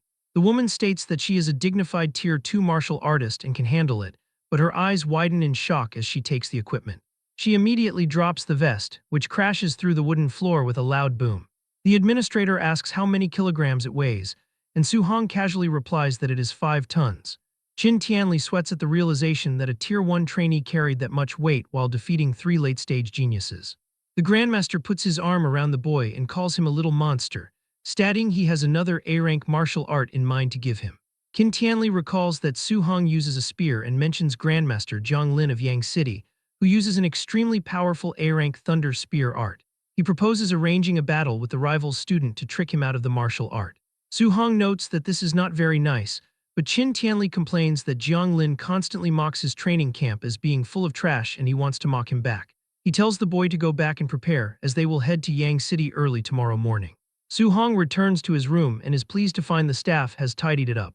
He sits down and observes his system has registered several new skills, including Fire Scorch 4 Fields, Spirit Soul Capture Art, and Thick Earth Armor. He decides to cultivate all 3 to the basic level before morning. Meanwhile, Qin Tianli calls his rival and tells him to get the Thunder Spear art ready for a challenge. Grandmaster Jiang Lin dismisses the threat, bragging that his Yang City training camp has produced a wood spirit body genius who has already broken through to Tier 2. He boasts that his student Lin Chunfeng learned the A-rank control-type martial art, wood prison, in just 2 days. Jiang Lin watches as the green-haired student attempts to use the technique, but the wooden vines stop growing and start to dissipate before they can fully trap the target. Lin Chunfeng sighs at his failure, but he confidently tells the Grandmaster that he will reach the basic level within a month. On the phone, Jiang Lin continues to mock Qin Tianli by saying that back in the day, he spent 3 months on it himself, reinforcing that the boy is a monster and saying the student he is bringing is not someone that certain pieces of trash can challenge. Grandmaster Qin tries to argue, but Jiang Lin hangs up. He then tells Lin Chunfeng not to win too easily tomorrow and to act like the fight is narrowly matched to save Qin Tianli some face. Lin Chunfeng stretches his hand out as green energy claws form around it, telling his master to rest assured regarding his acting skills. The next afternoon, Qin Tianli uses his power to fly Su-hong toward the Yang City training camp. The boy admits that he did not expect his first time experiencing flight to be in this kind of situation. They land in the center of the courtyard to meet Jiang Lin and his men. The rival Grandmaster asks what kind of genius has been brought to him, and Qin Tianli introduces Su-hong as a Tier 1 initial stage martial artist who uses a spear as Su-hong politely greets Grandmaster Jiang Lin. But the man stares in annoyed disbelief, asking if Qin Tianli has developed senile dementia to treat a beginner rookie like a treasure. Internally, Jiang Lin begins to sweat as he realizes that a Tier 2 fighting a Tier 1 is an instant kill, meaning Lin Chunfeng's acting skills will be put to the ultimate test. But Qin Tianli ignores the insults and tells his old friend to hurry up and start the fight so they can head back for dinner. A large crowd of trainees gathers at the Yang City training camp arena in a state of high excitement. Many wonder about the visiting genius from Star City, jokingly hoping that the challenger will not be too weak. Jiang Lin introduces the famous Grandmaster Qin Tianli and his student, Su-hong, to the assembled crowd. Smiling awkwardly, Jiang Lin reveals to everyone that Su-hong is at the Tier 1 initial stage. The local trainees erupt in disbelief, feeling insulted that someone so weak would dare to challenge them. They mock Su-hong, pointing out that their champion, Lin Chunfeng, is a Tier 2 martial artist who can crush him instantly. Lin Chunfeng starts sweating nervously after hearing the comments. His master ordered him to make the fight look close to save the pride of Qin Tianli, but he panics over how to fake a fair battle against such a weak opponent. Ignoring the noise, Jiang Lin confirms the bet with Qin Tianli. If his student wins, Qin Tianli must teach him an A-rank martial art. Pretending to be generous, Jiang Lin tells Su-hong that if he somehow manages to win, he can choose an extra A-rank martial art as a prize, and Su-hong politely thanks him for the offer. Qin Tianli sarcastically calls his rival a nice guy while slapping his back. Meanwhile, Jiang Lin remains fully confident that a Tier 1 beginner can never defeat a Tier 2 student who possesses a rare wood spirit body. The competitors step into the arena while the Grandmasters watch from the side. Jiang Lin subtly reminds Lin Chunfeng to hold back his strength. Gripping his sword, the anxious student assures his master that he will comply. As he draws his blade, Lin Chunfeng continues to worry about his acting skills. He is terrified of accidentally hurting the beginner with a single careless strike. Noticing that his opponent is unarmed, Lin Chunfeng asks why Su-hong is not using the spear he brought to the camp. Su-hong casually stretches and replies that he will not use his weapon for now. He reflects that his only spear skill is a basic C-rank technique, which is much weaker than his A-rank fist and movement skills. He realizes that using the spear would put him at a clear disadvantage. Lin Chunfeng misinterprets this practical choice as pure arrogance and grows annoyed. Eager to test this confidence, he leaps into the air and charges at him with his sword. Covered in a green aura, Lin Chunfeng swings his blade downward. Su Hong easily dodges the heavy slash, stepping aside as the weapon smashes into the stone floor and sends debris flying. Using his A-rank movement skill, Su Hong gracefully glides backward across the arena. He leaves a trail of wind behind him as he keeps his distance. Lin Chunfeng is shocked to see a beginner use an A-rank wind movement technique. Thinking that it is interesting and refusing to let him escape, Lin Chunfeng charges forward again. He declares that movement skills are useless now and unleashes his wood prison technique. Thick green vines shoot from the ground and tightly wrap around the leg of Su Hong. Su Hong briefly praises the talent of Lin Chunfeng for possessing a rare control-type skill. He remains calm and flares his aura, preparing to use raw physical strength to break free. Before he can even try, the green vines suddenly shatter and vanish into thin air. Su Hong is confused, wondering how such a powerful technique could fall apart so instantly. Lin Chunfeng uses this brief distraction to appear midair behind Su Hong. Swinging his sword down, he confidently claims that stopping his opponent for just a second is enough to win. Su Hong is unfazed and calmly looks over his shoulder. He gathers glowing green wind energy around his fist, preparing a quick counterpunch. As he throws the wind-infused strike, Lin Chunfeng realizes with shock that the attack is too fast and will hit him before his sword can land. He desperately uses his wood escape technique to create a thick wooden barrier for protection. The defense proves to be completely useless, as the punch from Su Hong violently shatters the wooden shield into splinters and launches Lin Chunfeng backward with immense force. The battered Lin Chunfeng is completely baffled by the overwhelming physical power of a lower-level beginner. The local trainees are equally shocked to see their champion's A-rank defense easily broken. They fearfully realize that the raw strength of Su Hong is greater than that of a wild beast. Qin Tianli laughs loudly from above the arena, teasing his rival about the sudden turnaround. Jiang Lin is sweating but stubborn, arguing that raw strength alone will not defeat his genius student and tells his rival to keep watching. Su Hong launches himself forward at high speed to chase down Lin Chunfeng. He delivers a fierce kick, but his leg passes right through the target and shatters it into shadows. Su Hong quickly realizes he only hit an afterimage. Using his own A-rank movement skill, Lin Chunfeng appears directly behind him. He boasts about his own footwork and unleashes an explosive sword slash, but Su Hong dodges it easily. Panting, Lin Chunfeng looks across the arena and acknowledges the immense power of the boy. He urges Su Hong to give up, humbly admitting that he would definitely lose if they were at the same level. But Su Hong extends a hand toward him. Bright orange flames violently erupt from the boy's fist. Before Lin Chunfeng can react, a massive cage of fire roars to life and instantly traps him. Lin Chunfeng is shocked to see Su Hong use a control-type martial art. Sweating from the heat, he is amazed that a beginner has mastered the flame cage. He assumes the energy of Su Hong will not last long and decides to wait inside for the flames to collapse on their own. On the platform, Qin Tianli loses his composure, shocked that Su Hong has already mastered the technique.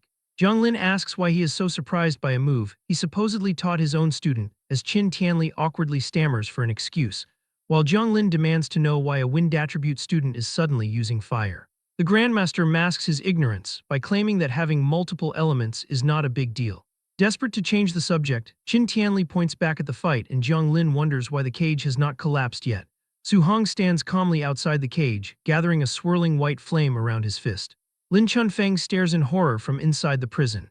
He realizes that Su Hong is multitasking by preparing an attack while maintaining the cage, which is a feat that even Tier 3 martial artists find difficult to do. Confirming these fears, Su Hong launches himself forward and drives his glowing fist right through the flames. Lin Chunfeng desperately triggers his wood escape again, summoning thick wooden roots to shield himself. The defense is useless as the glowing fist of Su Hong pierces straight through the wood. The strike slams into the stomach of Lin Chunfeng, causing him to cough up blood as he thinks that this is too ridiculous. Su Hong's fist smashes brutally into the chest of Lin Chunfeng, spraying blood into the air. The massive force launches his opponent backward, where he crashes violently against the scorching walls of the flame cage, severely burning his bare back. However, bright green energy instantly flares over the burns, rapidly healing the damaged skin. With a confident smirk, Chunfeng warns Su Hong not to underestimate the healing power of a Tier 2 martial artist's wood spirit body. Su Hong is unfazed and stares at him coldly, figuring that if one punch is not enough to keep him down, he will just throw more. Charging forward, Su Hong unleashes a rapid and relentless barrage of glowing punches, refusing to believe Lin Chunfeng can keep recovering forever. Even while taking the heavy blows, Chunfeng absorbs the damage and taunts his attacker, insisting that the effort is useless because a Tier 1 fighter's stamina can never outlast that of a Tier 2. Chunfeng gathers a dense sphere of green energy in his free hand and challenges him, eager to see whether the flame cage will collapse first or his recovery power will run out first. Realizing his fire energy is running dangerously low, Su Hong suddenly stops attacking, knowing the cage might collapse on its own and turn the situation against him. He cancels the fiery prison himself. As the flames vanish, Lin Chunfeng laughs in triumph, assuming Su Hong has given up and declaring that it is now his turn to attack and that the boy's defeat is guaranteed. However, his arrogant smile quickly vanishes and is replaced by sheer terror. Su Hong gathers a crackling mass of golden lightning and fire in his hand, casually mentioning he had not planned to use this move because it drains too much energy. Lin Chunfeng stares at the terrifying energy in Su Hong's hand and breaks into a cold sweat, stunned that a mere Tier 1 fighter can produce such monstrous power. Panicking, he knows he absolutely cannot let Su Hong get close, so Lin Chunfeng slams his glowing green hands onto the stone floor and channels every ounce of his remaining energy. Roaring the name of his defensive technique, he summons a massive wall of thick wooden pillars that erupt from the floor to shield himself. The eyes of Su Hong flare with intense golden light. Stepping up to the towering wooden wall, he pulls back his fist, which violently crackles with raw lightning energy. With devastating force, Su Hong drives his blazing, lightning-infused fist forward, warping the very air around the impact as the strike pierces straight through the thick wood like paper. The overwhelming punch hits Lin Chunfeng squarely in the face, blasting him backward and sending his unconscious body crashing onto the floor. Su Hong stands calmly among the fatting flames and debris, looking down at his defeated opponent. A stunned silence quickly falls over the massive crowd. The Yang City trainees erupt into panicked disbelief, horrified that their champion was knocked out in one strike despite his Tier 2 healing powers, and they cannot believe Su Hong is still only an early Tier 1 fighter. Grandmaster Jiang Lin breaks into a cold sweat and, staring in absolute shock, turns to his old rival and asks what kind of monster Qin Tianli has brought to the camp. Jiang Lin trembles as he points at the arena, realizing the boy used attribute fusion to achieve that destruction, and he is amazed that a young Tier 1 fighter has already mastered such an advanced technique. Grandmaster Qin Tianli sips his tea innocently and casually remarks that he definitely will not tell his old rival about Su Hong mastering dual attribute fusion in just 1 month, while Jiang Lin stares back in complete disbelief. Continuing to brag, Qin Tianli looks away and adds that if Jiang Lin knew Su Hong had 100% compatibility with all 7 elements and was training 7 guidance techniques at once, he would probably drop dead from fright. Pretending to be clumsy, Qin Tianli cheerfully apologizes for letting the secret slip, though his smug face shows he does not regret it at all. Meanwhile, Jiang Lin stands paralyzed as his mind struggles to process how a student could achieve such insane feats in a single month.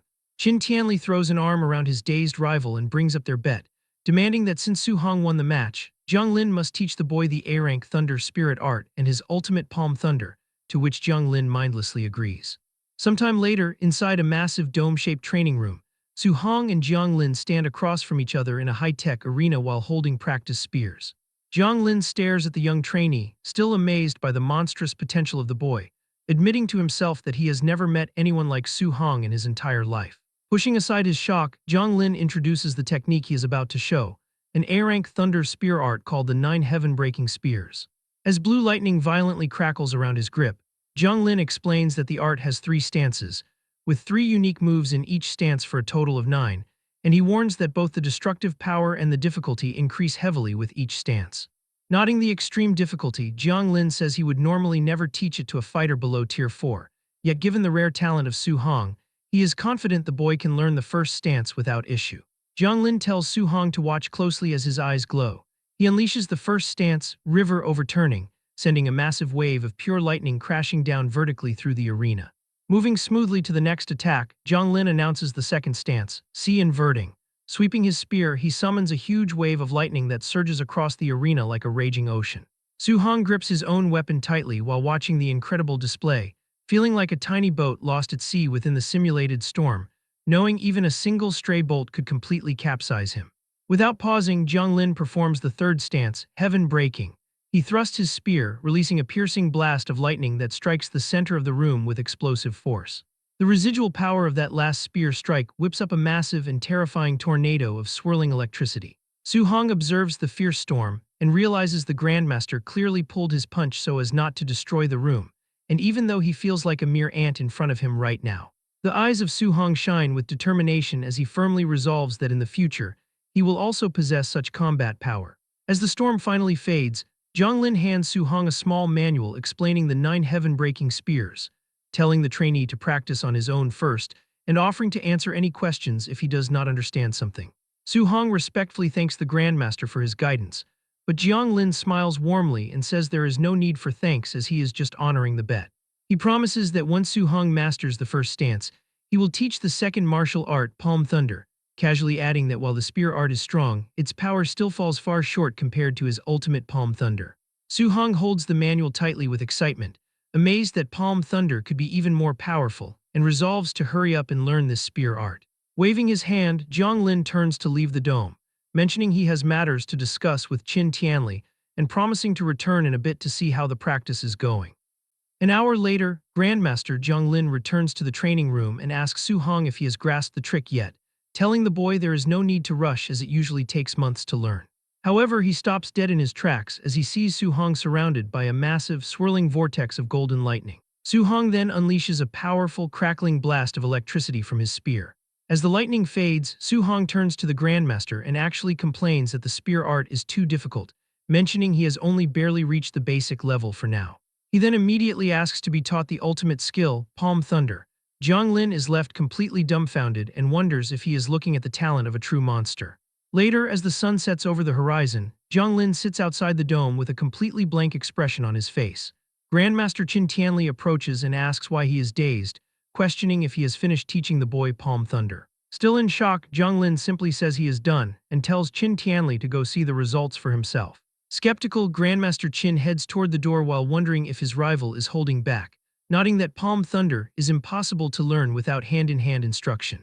His words die in his throat the moment he opens the door to find Su Hong crackling with electricity, holding a perfect, high-density ball of lightning in his hands, as he cheerfully announces he has finally learned the skill. Both Grandmasters stand in the doorway, completely stunned, as even Qin Tianli is shocked by the boy's terrifying speed. Jiang Lin despairs as he remembers it took him 3 long months to master the same skill, a feat for which his own teachers had praised him as a genius. Recovering from the shock, Jiang declares that the child's future is limitless and he will definitely reach Tier 9. Qin tells him to stop sighing and offers to take his rival out for a meal, nodding they haven't gotten together as brothers in a long time. After that, he tells Su Hong that the camp's teaching assistant will arrange a temporary dorm for him since they will depart the next day. Su Hong agrees. That night in his dorm, Su Hong reviews his system interface and notes that after defeating Wang Tianchuo's group and Lin Chunfeng, he has earned 230 martial value points. He realizes his vitality is currently too low and that his spiritual power, physique, and martial arts also need continued upgrading. He knows that 230 points is nowhere near enough for his needs. Since he believes the cultivation realm is the ultimate foundation, Su Hong decides he must prioritize upgrading his vitality. After spending his points, his vitality rises to 138.6, but he realizes he needs a new way to earn more martial value. He concludes that since no one in the camp dares to spar with him anymore, his only option is to kill beasts in the ferocious beast room. Meanwhile, the 2 grandmasters are drinking together. Jiang Lin complains that Qin Tianli is too shameless for scamming him out of 2 A-rank martial arts, but Qin just brushes it off, nodding he has heard this 100 times. They are interrupted by a staff member who announces that the camp's night raid event is about to start, and they are just waiting for the final order. Jiang casually approves the raid and tells the man not to go easy on the trainees, prompting the man to relay the order to drill them mercilessly. Grandmaster Qin sobers up instantly and panics, asking if the raid is tonight because Su Hong is also staying in the dorms. Realizing the massive mistake, Jiang Lin tries to postpone the event, but it is already too late. The notification has been sent and the instructors have begun the hunt. Outside, a team of masked raiders assembles. Bu Jingfeng, who was previously humiliated by Su Hong, asks his brother Bu Jinglong why a Tier 2 high-level martial artist is participating in a simple night raid. Jinglong explains that Grandmaster Jiang Lin specifically asked him to handle a wood spirit body trainee with strong recovery abilities. Jinglong remarks that the Grandmaster is just making him bully a kid who is only at the Tier 2 initial stage, but Jingfeng pauses, nodding the description sounds very familiar. Jinglong smirks and teases his brother about being counterkilled during a previous night raid, telling him he really embarrassed the family. A flustered Bu Jingfeng defends himself, claiming he underestimated the enemy and vowing to eliminate Su Hong if they meet again. Jinglong mockingly questions if beating a Tier 1 initial stage is even something to be proud of. He then orders everyone to put on their hoods and charge. The peace of the dorm is shattered as the masked instructors launch a surprise ambush, smashing through the doors. The commotion alerts Su-hong, who looks out and realizes a night raid is currently underway. He watches an instructor punch a naked student who yells at the man for having no martial virtue. The masked man then spots Su-hong and lunges at him, surprised they actually missed a student during the first wave. Before the man can even react, Su-hong delivers a devastating uppercut that sends the instructor crashing straight into the ceiling. With the instructor stuck in the rafters, an annoyed Su-hong ignites a flame in his hand, complaining that since he isn't even a student here, they shouldn't be attacking him. Looking at the raiders' dark clothes and covered head, Su-hong suddenly has a brilliant idea. He considers that if he changes his clothes and pretends to be a raider, he can openly defeat the students to earn massive martial value. A sly smile spreads across his face, even though he wonders for a second if this would be inappropriate. Down the hall, a naked student begs a masked instructor to wait until he can put his boxers on, but the raider just laughs and tells him to stay still and be knocked out. Suddenly, a disguised Su-hong bursts into the room and announces that he has come to help. The real instructor turns around, confused, and asks what the newcomer is doing there since he is the one in charge of this specific area. Without saying a word, Su-hong punches the instructor through the concrete wall. The student stares in absolute shock, wondering why the raiders are suddenly fighting each other. Su-hong immediately dashes out, declaring he is going to make a killing and earn hundreds of points tonight, while the naked student wonders why he was spared. Thrilled, Su-hong runs down the hall with a flaming fist, realizing that since these raiders are all high tier, he can finally fight without holding back. He then tears through both trainees and raiders alike, beating them down mercilessly until the raiders start screaming that there is a mole in their group. After kicking another opponent into the distance, Su-hong notes that the first floor is cleared and decides to head for the second floor next. On the next level, Su-hong moves like a golden blur, unleashing a flurry of strikes that take down anyone standing in his path. As he races toward the third floor, Su-hong laughs, feeling like he has finally hit the jackpot as his system rewards him for every person he defeats. On the third floor, a group of masked instructors is busy watching the intense battle between Lin Chunfeng and Bu Jinglong. They are impressed by the student's resilience and note that his recovery ability is terrifying, warning that Bu Jinglong will be in danger if the fight drags on. Su-hong walks right up to the spectating raiders and asks why so many of them are blocking the way. Not realizing he is an imposter, they tell him that the other students are beaten and only the wood spirit body remains. Su-hong steps forward with golden energy igniting around his fist and declares there is no need to keep watching. Seeing this, the raiders ask what he thinks he is doing, but before they can react, Su-hong tears through the entire group, stating he has already dealt with the wood spirit body before. The sudden commotion interrupts the main fight, and a confused Jinglong asks why he is hitting his own comrades. Su-hong flares his golden aura and challenges everyone to come at him together. Hearing this, Bu Jinglong tells Lin Chunfeng to step aside and rest, as he intends to deal with the rogue raider personally. He is furious that someone has interfered and charges towards Su-hong, shouting that he will teach him a lesson for breaking the rules of the Night Raiders. Su-hong remains unfazed and channels golden energy into his hand, forming a powerful Vajra fist to meet Jinglong's attack head-on in a fierce clash. The sheer force of the impact sends Jinglong stumbling backward, leaving him stunned by the incredible physical strength of his opponent. He realizes Su-hong is no ordinary fighter and quickly changes his mind, yelling for Lin Chunfeng to join the fight. Chunfeng immediately unleashes his wood prison technique, causing thick vines to erupt from the floor. However, Su-hong swiftly flips out of the way and evades them with ease. Using the distraction, Jinglong appears right behind Su-hong and throws a heavy punch, only for it to slam into a glowing purple thick earth armor that suddenly covers the body of Su-hong. Jinglong stares in absolute shock, wondering where this monstrous fighter came from and how he could so easily block a high-level Tier 2 attack. Before he can even process what has happened, Su-hong vanishes and reappears, smashing the elite instructor into the wall with enough force to shatter his armor and make him cough up blood. Su-hong does not pause and leaps over the stunned Lin Chunfeng to drive his blazing fist into the back of the trainee's head, smashing him face first into the ground and knocking him out cold. Moments later, the system rewards Su-hong with martial value points for both victories. He checks his status and is thrilled to see his balance has skyrocketed to over 2,400 points, celebrating his sudden wealth. The next morning, Lin Chunfeng and Bu Jinglong stand among the other bruised and battered raiders while nursing their injuries and looking completely defeated. An enraged Grandmaster Jiang Lin points at the injured men and loudly blames the carnage on the monster student of Qin Tianli. Qin Tianli plays dumb and casually denies any involvement, prompting Jiang Lin to ask sarcastically who else could have possibly caused such destruction. Jiang loses his patience and furiously yells at them to get lost, kicking his rival out of the camp. Qin simply laughs as he flies away with Su Hong. While they are in the air, the Grandmaster asks Su Hong if he is still missing martial arts for the metal, wood, and water attributes. Su Hong confirms this and is curious why he is asking. With a sly grin, the Grandmaster suggests they go pay a visit to a few more of his old friends. Over the next 10 days, the pair travels to 3 different training camps. They repeat the same plan, with Su Hong easily defeating the local champions, while Qin Tianli smugly collects the winnings and brushes off accusations of cheating from the angry rival grandmasters. Back in his own dorm, Su Hong meditates to absorb his new skills. The system confirms he has successfully learned the basic levels of the A-Rank Metal Ripple, Woodvine Entanglement, and Water Dragon techniques. Opening his eyes, Su Hong marvels at his new arsenal and admits he never dreamed he would possess so many A-Rank martial arts.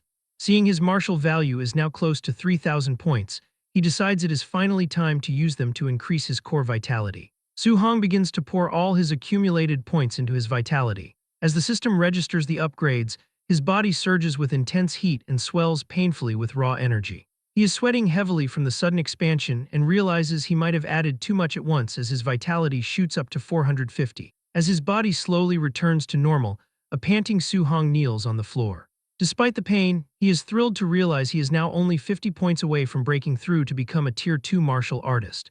Checking his stats, Su Hong sees he has exactly 100 martial value points left. He debates whether to use them to strengthen his spiritual power or his rare overlord body. He decides to test the limits of his special physique and chooses the option to upgrade the overlord body. The system immediately takes his remaining 100 points, but only gives him a tiny 0.1% increase. Seeing this, Su Hong thinks that it is way too hard to upgrade.